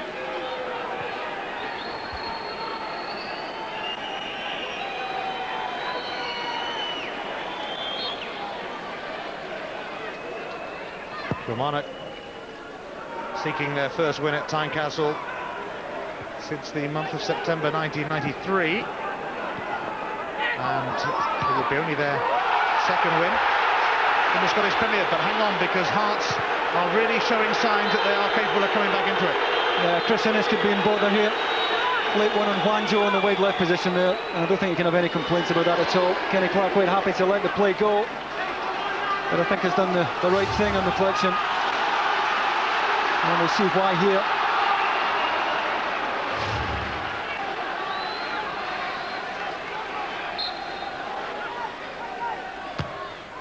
Quanjo's corner, but Gordon Marshall collects comfortably.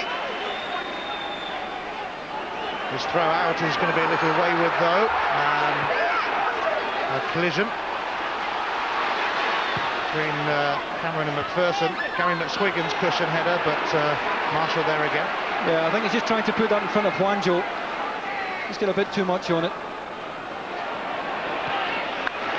Well, Kilmarnock are having a little ragged spell now, and Hearts will hope to take advantage.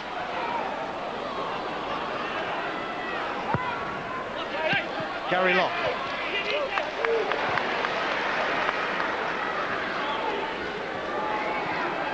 Presley. Petrich. Little tang at the moment between those three.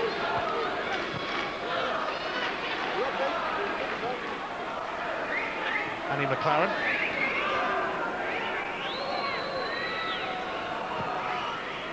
McLaren to MacPherson.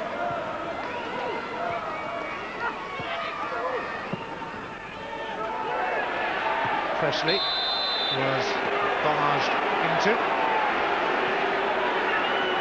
by Nelly McLaren. So Chris Innes going in the referee's book as well. We had to wait a while for some cards, but then two came along quickly. Dindeleux. The Hearts fans felt that McSwiggan was being held there, and McSwiggan felt it too. Here's Robbie Nilsson. And his fellow youngster, Chris O'Neill.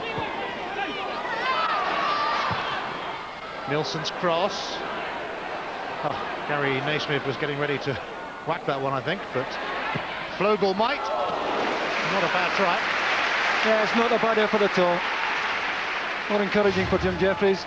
Patient build-up. Eventually Flugel gets the opening to get the shot away, and it wasn't a bad effort. Just sat up as he hit it there, may have taken a bobble and dragged it slightly wide. I don't think Gordon Marshall ever thought he was seriously troubled. At long last, a better spell for Hearts in the game.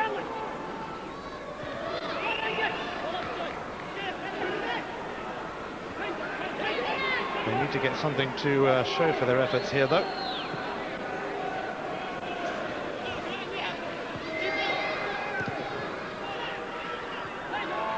But Kilmarnock haven't had a goal in the last 3 games and don't appear to be in the mood to end that run.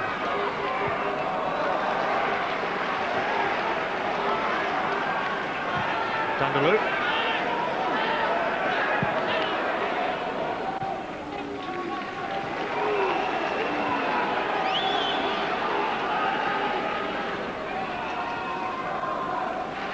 Hearts are going to have to up the ante in their next game here on Thursday night, when the impressive Germans, Stuttgart, come to Edinburgh for the UEFA Cup tie. The Jambos just a goal behind from the first leg. I know Stuttgart have a representative here today, Wolfgang Geiger, one of their coaches, and he's not really getting a proper impression of Hearts at the moment.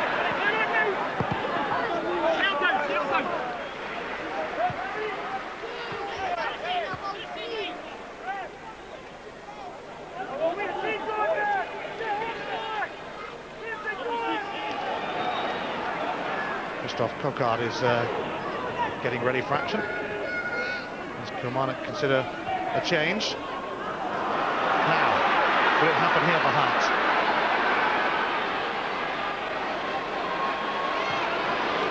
Busy run by Chris O'Neill, but it comes to nothing. Mitchell.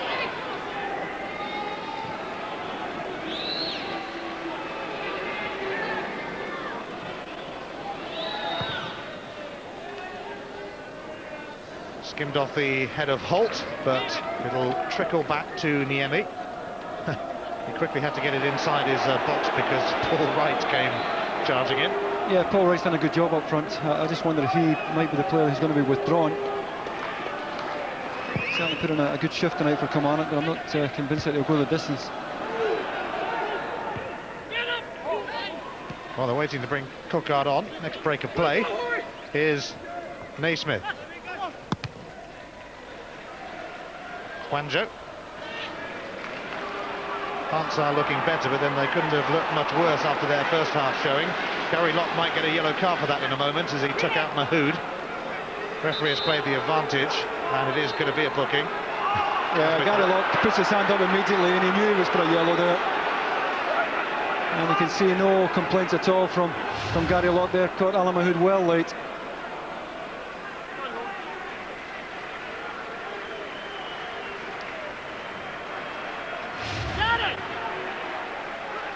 Well, the yellow card goes to Gary Locke as Kilmarnock bring on another of their Frenchmen. Christophe Cocard has replaced Paul Wright, indeed. He's a bit useful, this lad, as well, Cocard. Yeah, very accomplished player. He can plays really from midfield forward. But, you know, he's been over the course at the very highest level, and he'll know to hold the ball in, keep the ball, keep possession. And Kilmarnock won't be in a hurry at all now. Holt's kept that one in.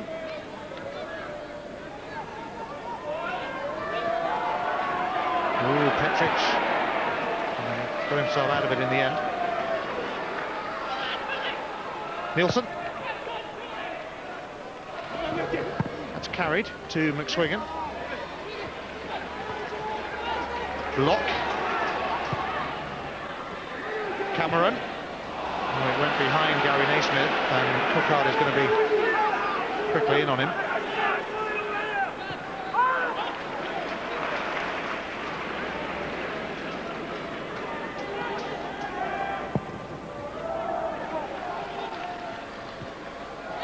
Quanjo. And Cameron trying to force a way through, but even last season when Kilmarnock were struggling down at the foot of the table, they kept things pretty tight, and they are doing the same again this season. Nielsen shrugging off Mitchell. That's O'Neill's touch. Now, Gary Naismith has Quanjo away to his left. The flag didn't go up then, but the ball in wasn't very good. No, it looked offside from where we are in. To be fair, the assistant has a better angle than we have, but he did look off, and as it comes in, well, there's two off. I don't know why the flag didn't go up.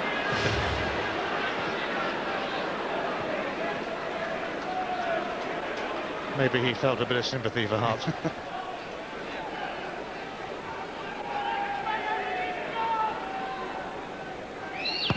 Both these teams are in the quarter-finals of the League Cup in Scotland, which is a decent chance of silverware for them, although they both have tough games. Tell you about that in a moment, because McLaren looks to get in. Stephen Presley is going to give him another shout here. Mahood. Holt. Durrant. Hay. Dindeleux. Here come all the passes again.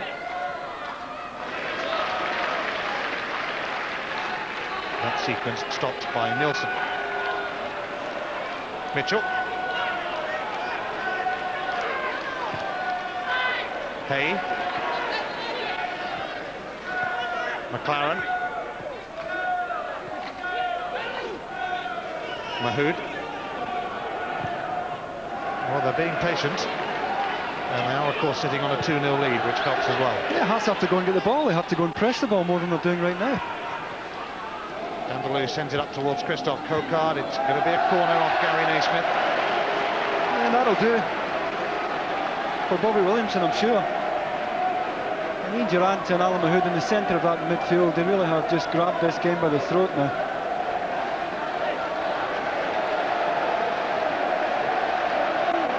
Kilmarnock fans are behind that goal, and they'd like to see another one go in here. Good night out for them in Edinburgh. McLaren's corner. Killie will get another chance to whip it back in here. And they feel like it, of course. McLaren did very, very well. Mahood! Oh, Mahood seemed to miss it. It bounced off Petrich. It's great wide play from Andy McLaren though. Just change of pace here, makes half a yard, whips in a good ball. Alan Mahood just outside the front post, though can't get the angle to get anything on target.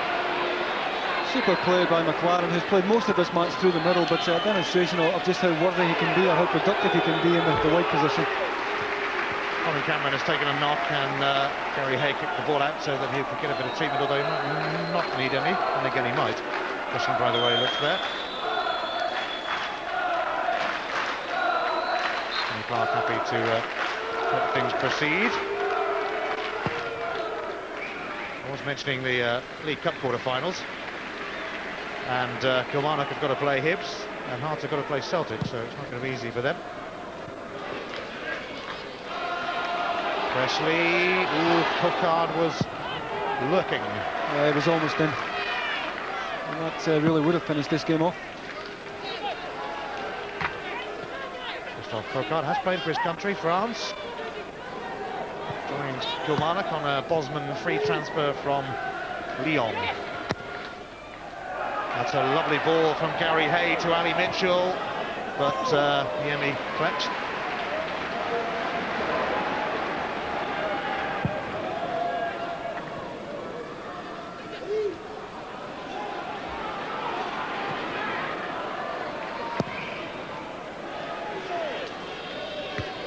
Nielsen's header, but it drops for Hay. He's done a really good job at off back for Kilmarnock in the last few games. Gary Holt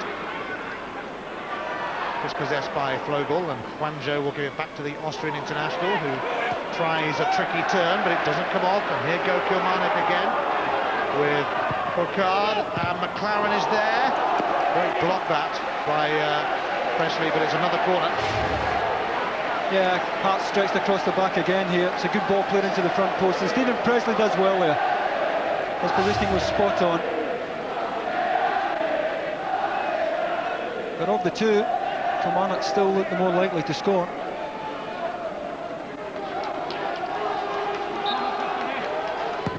McLaren, not the best of corners that time from him, but once again, he'll get another chance. Hart's very slow to get out there to him. Showing off now, McLaren. He's already proved he can hit them from those sort of angles, in fact, this season.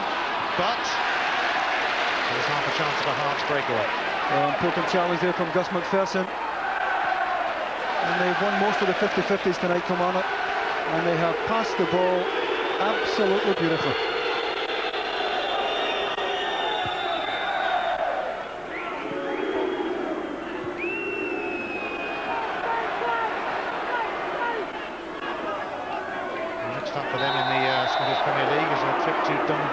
Week, and they might fancy their chances of keeping this excellent little run going, heading for a fourth successive victory, heading for 7 games unbeaten, unless Hearts can do what quite a few teams in British football have done this season and find it within them to pull off an amazing recovery. Swiggin's attempted cross blocked by the scorer of Killie's second goal, Dindeleux.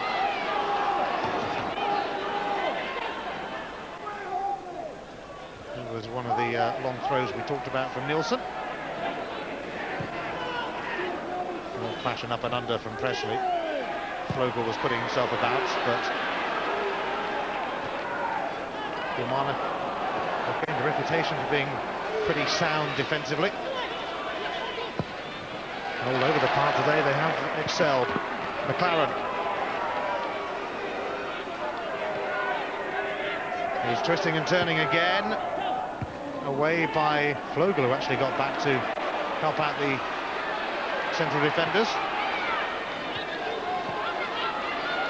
Juanjo. That'll be a free kick. A rather blatant foul from Mitchell. Yeah, I think Juanjo plays for this. He just makes sure he gets across the front of Ali Mitchell.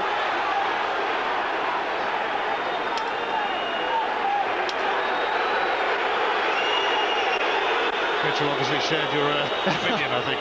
Well, Juanjo did the right thing. I mean, it just makes sure he was across Ali Mitchell so he can't really tackle him. Otherwise, he's going to give away the free kick.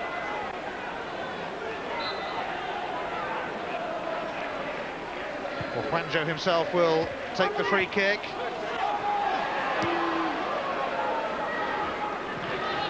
Hearts desperately need something to fall in their favour in the box, and it's not doing so. Ooh, Nielsen has lost out here to McLaren. Cocard is in the middle, but he's not quite going to get to it. That's a good ball in, and again it's down to the persistence of Andy McLaren on the left side there. Robbie Nielsen just caught trying to be a wee bit too clever here. Andy McLaren wasn't going to give it up.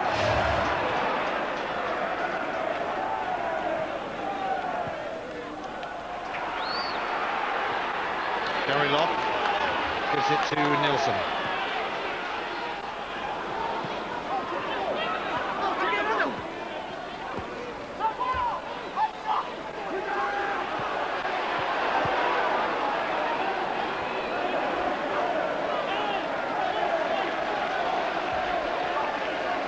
Another long throw then from Robbie Nielsen. They reckon actually he's not far away from Dave Tranmere in the throw-in stakes. This time he sends a cross in, but Gordon Marshall is keen to preserve that clean sheet record.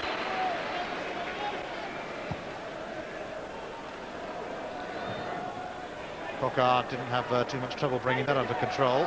Foul by Flogel on Mahood. Yeah, Mahood's been absolutely superb for Kilmarnock tonight. He's been involved in everything. He really has linked the game from back to front superbly, along with Ian Durrant. He's one signed by Brian Clough, of course. That's right, yeah, from Morton, but he got a very bad cruciate ligament injury. He really had to start all over again, but now producing some superb stuff for Bobby Williamson.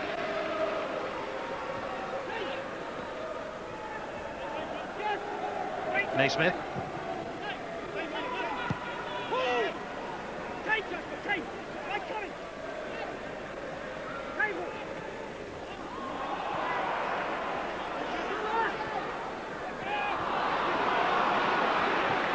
MacPherson.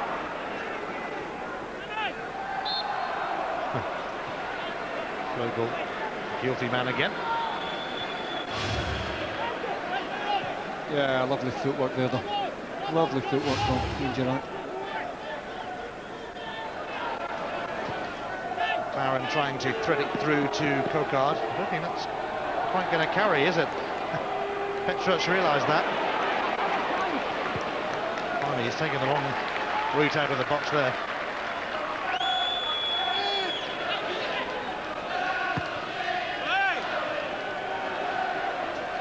There's Worthington Cup action this week. I'm sure we've done them before, isn't it, in a playoff game? Gillingham against Manchester City. It's on Tuesday, Sky Sports 2 from 7:30. 1-1 after the first leg. Should be some night down at the Priestfield Stadium, and you can follow all the action from there.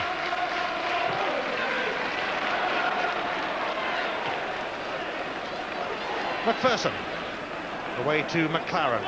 Hearts a little stretched again here. McLaren's cross. Mahood was in there, but once again credit to Presley. Gary Locke.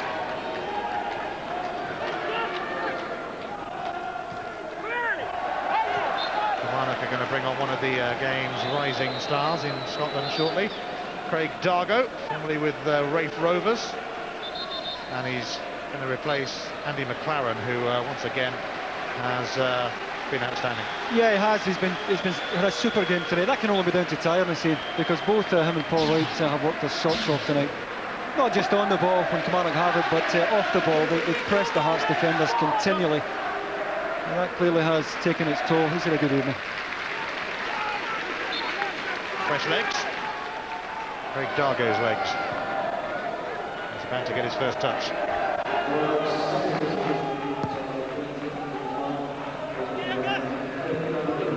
O'Neill. He's done well there, but having said that, Kilmarnock quickly won it back.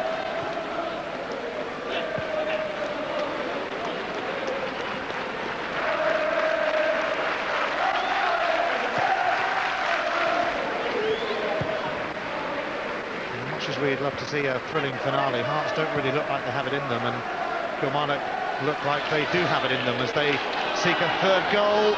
It's Cocard and Dargo in the middle. It's gone behind him, but he still might get there. Oh! Playing that on a bit of rustiness, having just come on. Well, he did the difficult bit and then messed up the easy bit. Because the ball, the angle of the ball here is not right from Cocard, but he does well to dig it out.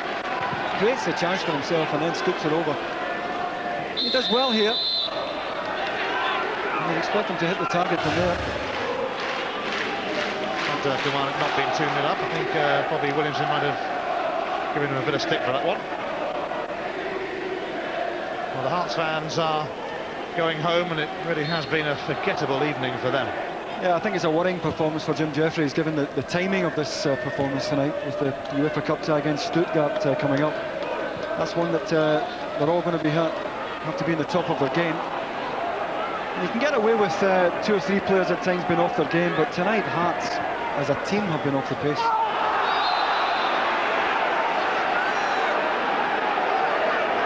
And Wigan is in considerable agony after that challenge.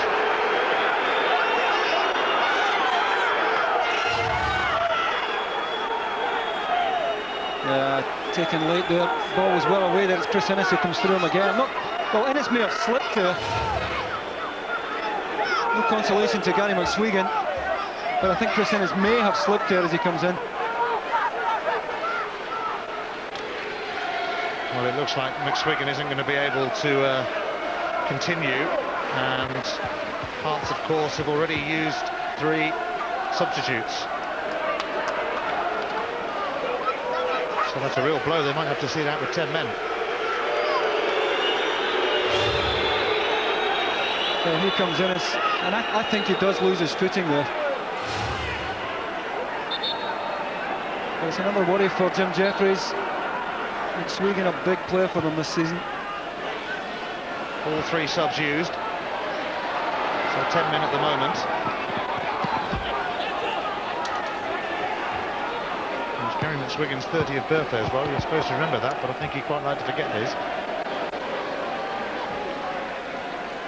Nielsen's long throw.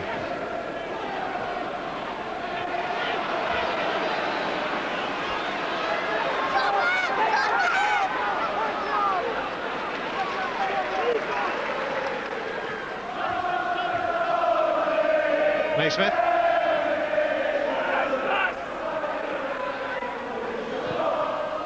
And the offside flag will go up to frustrate Hearts again. O'Neill, I think it was, who it strayed. Yeah, well, he's in the wide position. He's looking across the line. Shouldn't be caught there. Well, very, very tight. Again, though, I think the assistant on this side got it spot on.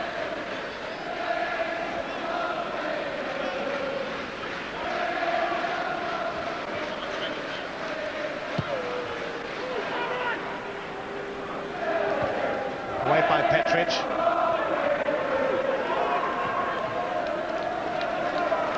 Hearts need to find 2 goals from somewhere, but they're down to 10 men, remember, with McSwegan having been stretchered off. No sign yet of him returning, and it certainly didn't look like he would.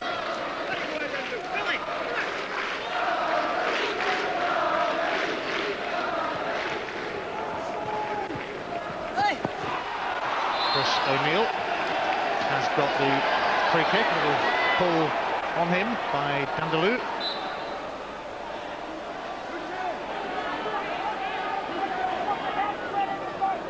Well, Hearts must score here to have any chance of getting something out of this game. Wanjo's cross. Oh, it's bobbling around, and Stephen Pressley had a go, but Kilmarnock dug it out. Yeah, it just wouldn't sit for Stephen Presley here. I think it may have been Gary Hay who eventually got the block here. Falls just in front. In fact, it's Gary Holt who's back there and makes the block. And it just hasn't been Hearts' night at all. Summed up by the fact that that will be a goal kick.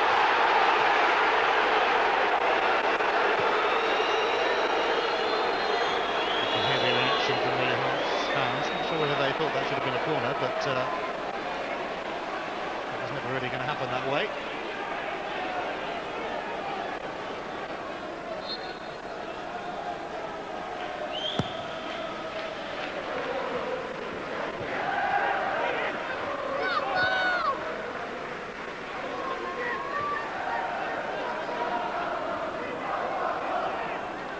certainly been a notable night for Hearts. Not only have they underperformed considerably here, they've lost Gary McSwiggan as well. They already have quite a big injury list.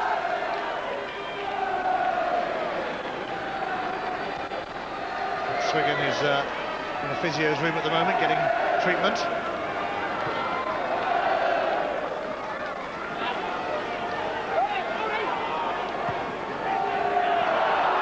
Really, Kilmarnock, oh, they might get a third here.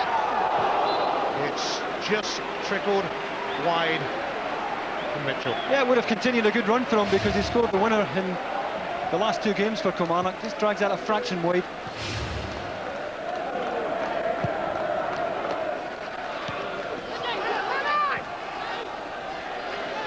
Durrant. Well, if Dargo can find a way through here, Hearts are going to be in another spot of bother, and they've been in many spots of bother this evening.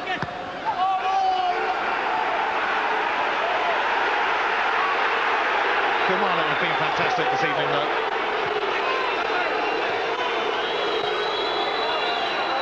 Having a really good run.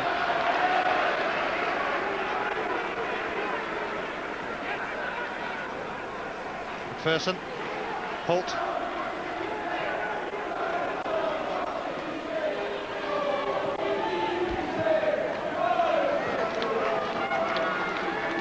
Very below par performance from Hearts. I know they have a lot of players out like Fulton and Tomaszek and Adam and Severin and Makel and Wales, but even so, they really should have done better than they have tonight. Man of the match tonight, Davey? I think the first thing you have to do when you come here is defend well, Ian, and Kilmarnock have done that again tonight. And once again, Freddie Dindeleux has been outstanding at the back. Chipped in with a goal as well, of course. But I think in front of him, Alan Mahood has linked to play superbly. Every pass has hit its target. In there beside Ian Durrant today, the pair of them really have grabbed this game by the throat in the midfield area. He's been outstanding tonight. He's my Bank of Scotland man of the match.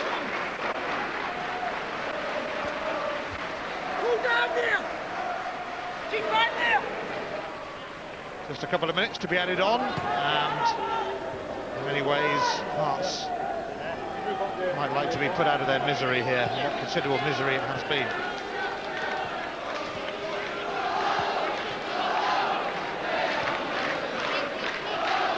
Kilmarnock are going to move within 3 points of Rangers, 4 points of Hibs, but they'll still be quite a long way behind the leaders Celtic, 8 points. But Bobby Williamson's team are looking very, very solid. And some of their passing tonight has been brilliant. 2 minutes of added on time, start now. Surely it's asking too much of Hearts to breach Kilmarnock's defences twice. Although Marshall's clearance, having said that, has gone to Juanjo. Ooh, and Dindeleux got back on the line, but that might have been drifting wide anyway. Yeah, I think it was going to finish wide, but Freddie Dindeleux wasn't to know that. Good effort by Juanjo. It's just curling wide of the left-hand post, but Dindeleux rightly took no chances.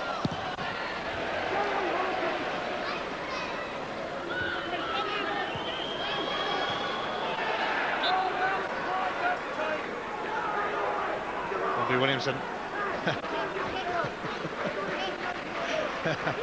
He is winning 2-0, by the way.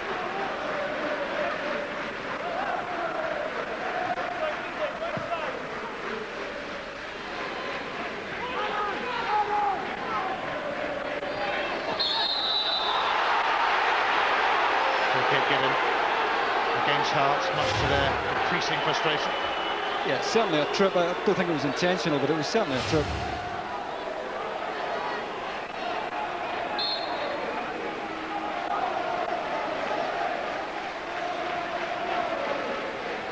Gary McSwiggan is still in considerable agony, I can tell you, in the physio's room, being examined by a doctor at the moment. And it's a problem with his ankle. And Steve Fulton joined the injury list today. Maybe McSwiggan will. Not good news all round for Hearts, with Stuttgart coming here on Thursday night in the UEFA Cup. Very good news though for Kilmarnock, and they haven't conceded a goal in going on 7.5 hours. Hearts looking to change that in the closing stages.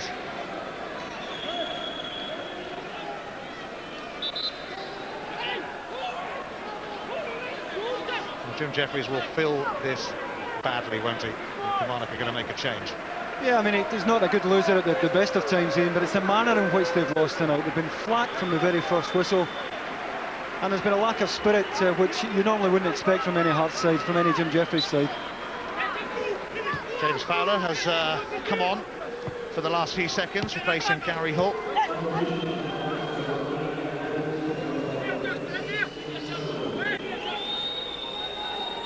One of those substitutions that are aimed at wasting a few seconds, but it's all over anyway. And a very impressive victory for Bobby Williamson's Kilmarnock, but a disturbing and disappointing performance from a Hearts point of view. Paul Wright rounded off a magnificent move to put Killie on their way, and then 48 seconds into the second half, Freddie Dindeleux doubled their lead, and really it was pretty comfortable for them. And the Kilmarnock fans have every reason to be confident about their team at the moment.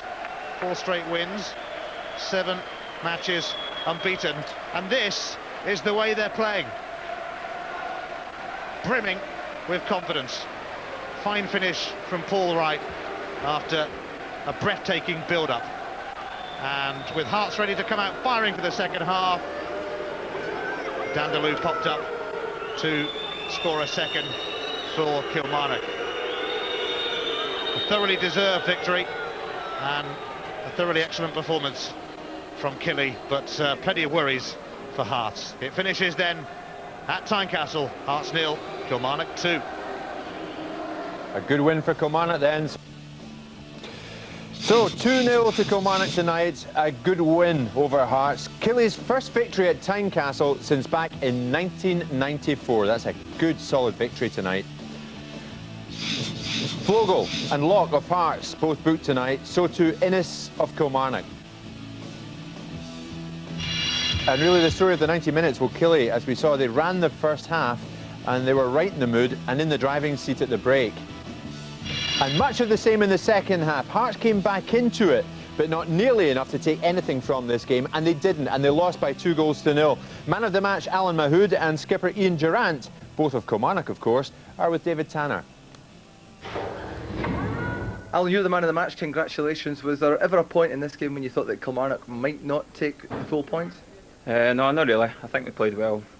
We've not been playing well recently, but tonight I think we've done a bit better. What do you think was the difference tonight for Kilmarnock? We scored 2 goals and they never scored any. That was a Kenny Dalglish answer there. Ian, can you elaborate on that? Yeah, it's very much a worth ethic. We've done very well, we battled in, and as Alan said, we got the breaks. It could have been more in the end up, but we're pleased with 2-0. Is the work ethic as much as anything else contributing to your great defensive record at the moment? Yeah, the boys are playing very well at the back. Freddie and Chris Innes. Now, still 2 very young boys, but they're playing very well, and you see the work rate in the team. And if we can carry it on, we'll do well this season. Before the game, Ian, Bobby Williamson said that he reckoned that the midfield area was Hearts' strongest part of their team, and he brought Gary Holt in. Do you think that was a vital tactical switch? Yeah, well, Gary dropped out last week, and spurred him on this week. He put in a great shift to us again tonight. And also young Alan here playing out his skin, and Ali Mitchell. It's a big part of our game, and obviously now with Colin Cameron and Darren Jackson, that's their strong parts. We had to nullify them tonight, and we did it well. Alan, you played a vital part in Paul Wright's goal. What pleased you most about the goal? Was it the 8 passes which led up to it, or the finish from Paul? Both, I think. It was a good move. Bunyan's been there or thereabouts recently, and it's nice to see him getting a goal. And overall, Dindeleux, who got the second goal, Ian, he's performed so well, because he struggled at the beginning of his career, didn't he? Yeah, but I think it was in the press today. Now he struggled with the language barrier, but he's doing very well just now, and long may it continue. You've never struggled with the language, have you? No, I can hardly master Scottish, never mind French. Ian, thanks very much. I'll let you present the Bank of Scotland SPL Man of the Match award to Alan. I think Stevie Wonder must have picked up. There you go. Cheers, thanks. Only Durrant could say that. Dindeleux, Vindeleux, it's all one to him. I He doesn't think really care. Proven must be looking for friends. That's the last 2 weeks I've had debate with his Man of the Match awards. To be fair, you were raving about Mahood's performance tonight, He weren't you? played very, very solidly, and I think he played cleverly. once you've got Ian Durrant back, now he looks as if he's fit again. I think once you've got him back, I think Bobby's focused on this. He's got all the ability, all the passing ability in the world. What you need is just little gifted players who can work round about him. He got Holt in tonight, he had Mahood, and I think because of that, he makes other players play, Durrant. That's the beauty of him. But the other players do that little bit extra work, and I think the balance was superb from Kilmarnock tonight. I think, Charlie, tonight, Killie well worthy of this victory, were they not? Absolutely. I think they came. Well, I think the strange thing was that Kilmarnock had a little lull last year. 3 seasons of Bobby Williamson have been solid, and he never ever gets enough credit for the way that he goes and tries to play the passing match. And this is a great example, I personally think, of what Bobby Williamson is about. It's a passing game. It's in there with small strikers, small guys in the midfield area. It's passing and moving. It's a beautiful strike. It's a beautiful piece of football. I think Bobby will be delighted with the way that they performed. Not just to start, Jim, they started really well, we know that. But I think they had a team pattern this season. Yet again, I came back from the disappointment of last. I think what he's focused on this year is saying, all right, maybe I don't have a lot of money to go and splash out for big players, but I've got players who are honest, they're committed, and if we have a pattern of play that they can follow up, then we'll be all right, we'll get by. And I think the big bonus that he's got this season is that he's got Gordon Marshall back in goals, started with the pre-season, he's got himself fit again.